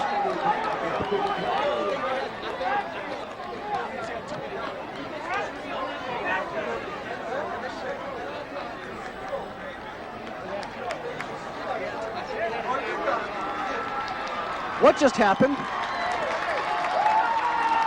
There is some deliberation going on in the field, and Al, do you understand what's going on? No, I didn't. There was a penalty. There's a penalty against Fitch, and half the distance to the goal line. The Tigers got 5 yards given to them just now, and we don't know what happened, except a penalty in the favor of the Tigers moves the ball to the 5-yard line. So we've got 1st and 5 from the 5. They're showing like they can get a first down right at the goal line, the way the chains are set. They haven't dropped the chains. 23 seconds left. A field goal, which is a chip shot at this point, puts this game in overtime. We got a discussion right at about the 12 between the officials. Is it just over the mark after the catch originally, the play before, or was there actually a penalty? I don't know. What could the penalty have been? I don't know what they're talking about. Because we just spiked the football. No, they're dropping the chains. Now they're dropping the chains. It's inside the 5. We can't get a first down. The Tigers can't get a first down, but they can get a touchdown. Danny calls for the football. He's back to throw it. He's looking for the corner of the end zone, a fade route, a jump ball. It's out of the end zone. That brings up 2nd down and 19 seconds left in the game. I tried to go high for Bo Huffman to get a one-on-one matchup, and it goes out of the end zone. Ray Jeske, Al Hennon, Emily Martin, Chad Hennon, and Sue bringing into this action here in the 4th quarter, Hammersmith Insurance 4th quarter. I hope Hammersmith has heart attack insurance because I might need it. Somebody call and get me a policy real quick here. Danny Clark calls for the ball, sends a man in motion. It's Bo Huffman. Now he's back to throw. Here comes pressure. Guns it out on the right side. He's got a man. Caught at the goal line. Touchdown! Touchdown! Touchdown! There it is. Touchdown! Touchdown! Touchdown! Who caught the touchdown? Al Marcus? Marcus Whitfield? Corner of the end zone. No, we're penalized. We're penalized. What? Motion. We're penalized for motion, Ray. Are you kidding me? So it's coming back. A 2-point conversion and a touchdown have been motioned back away from the Tigers. Are you kidding me? Back to the 10 they move it. Marcus catches a touchdown at the goal line in the right corner to win the football game, and it comes back now. 14 seconds are on the clock. Tigers still got a very routine field goal distance. A little more than an extra point for Andrew David to get to overtime. And that makes it 2nd and goal with 14 seconds left. They're going to try it again. Danny Clark back to throw. Sees a man, guns out of the right side, and it's not caught. Incomplete pass. Incomplete pass. Fitch people thought it was intercepted. It bounced off the carpet, and then their diving defensive back caught it. They thought they had a pick, and their fans went nuts. So that brings it 10 seconds left. 3rd and goal for the 3. If you left this game early, Al, and missed all of this, it's a shame. Can you imagine? What a lesson it teaches all of us, never to quit. So are we going to go to overtime, or are the Tigers going to win it on this play, or is Fitch going to win it on this play? What's going to happen here? This is the drama we live with. There we go. Danny Clark calls for the football. He's got it. He's looking to throw. He's under pressure. He's rolling. He's going for the end zone. He's tackled at the 10. And the Tigers can't stop it. And the game is going to end here, and Fitch is going to win it. Oh, my goodness. The unthinkable happened, and Danny didn't throw the ball in an incomplete pass. freshman just, and he's either hurt or his heart's broken at the 10-yard line right now. And so the chip shot field goal for overtime doesn't even get attempted. What a football game. What an amazing game. 30-27, Fitch has won it. Clark is laying on the carpet at the 10, and we don't know if his heart's broken or if it's an actual injury. Al, do you have a sense? Marty's out there now, right? The well, trainer. he was, Danny was hobbled this whole second half. And he took quite a shot there, Ray. So I'm thinking it might be legs, something with the legs. Boy, the youngster, he just got excited in the moment. He needed to either throw an incomplete pass, a touchdown. So the Tigers could kick the field goal and go to overtime. And so Fitch escapes with the win. 30-27. We'll be back with our Buffalo Wild Wings postgame show right after this on ESPN 990.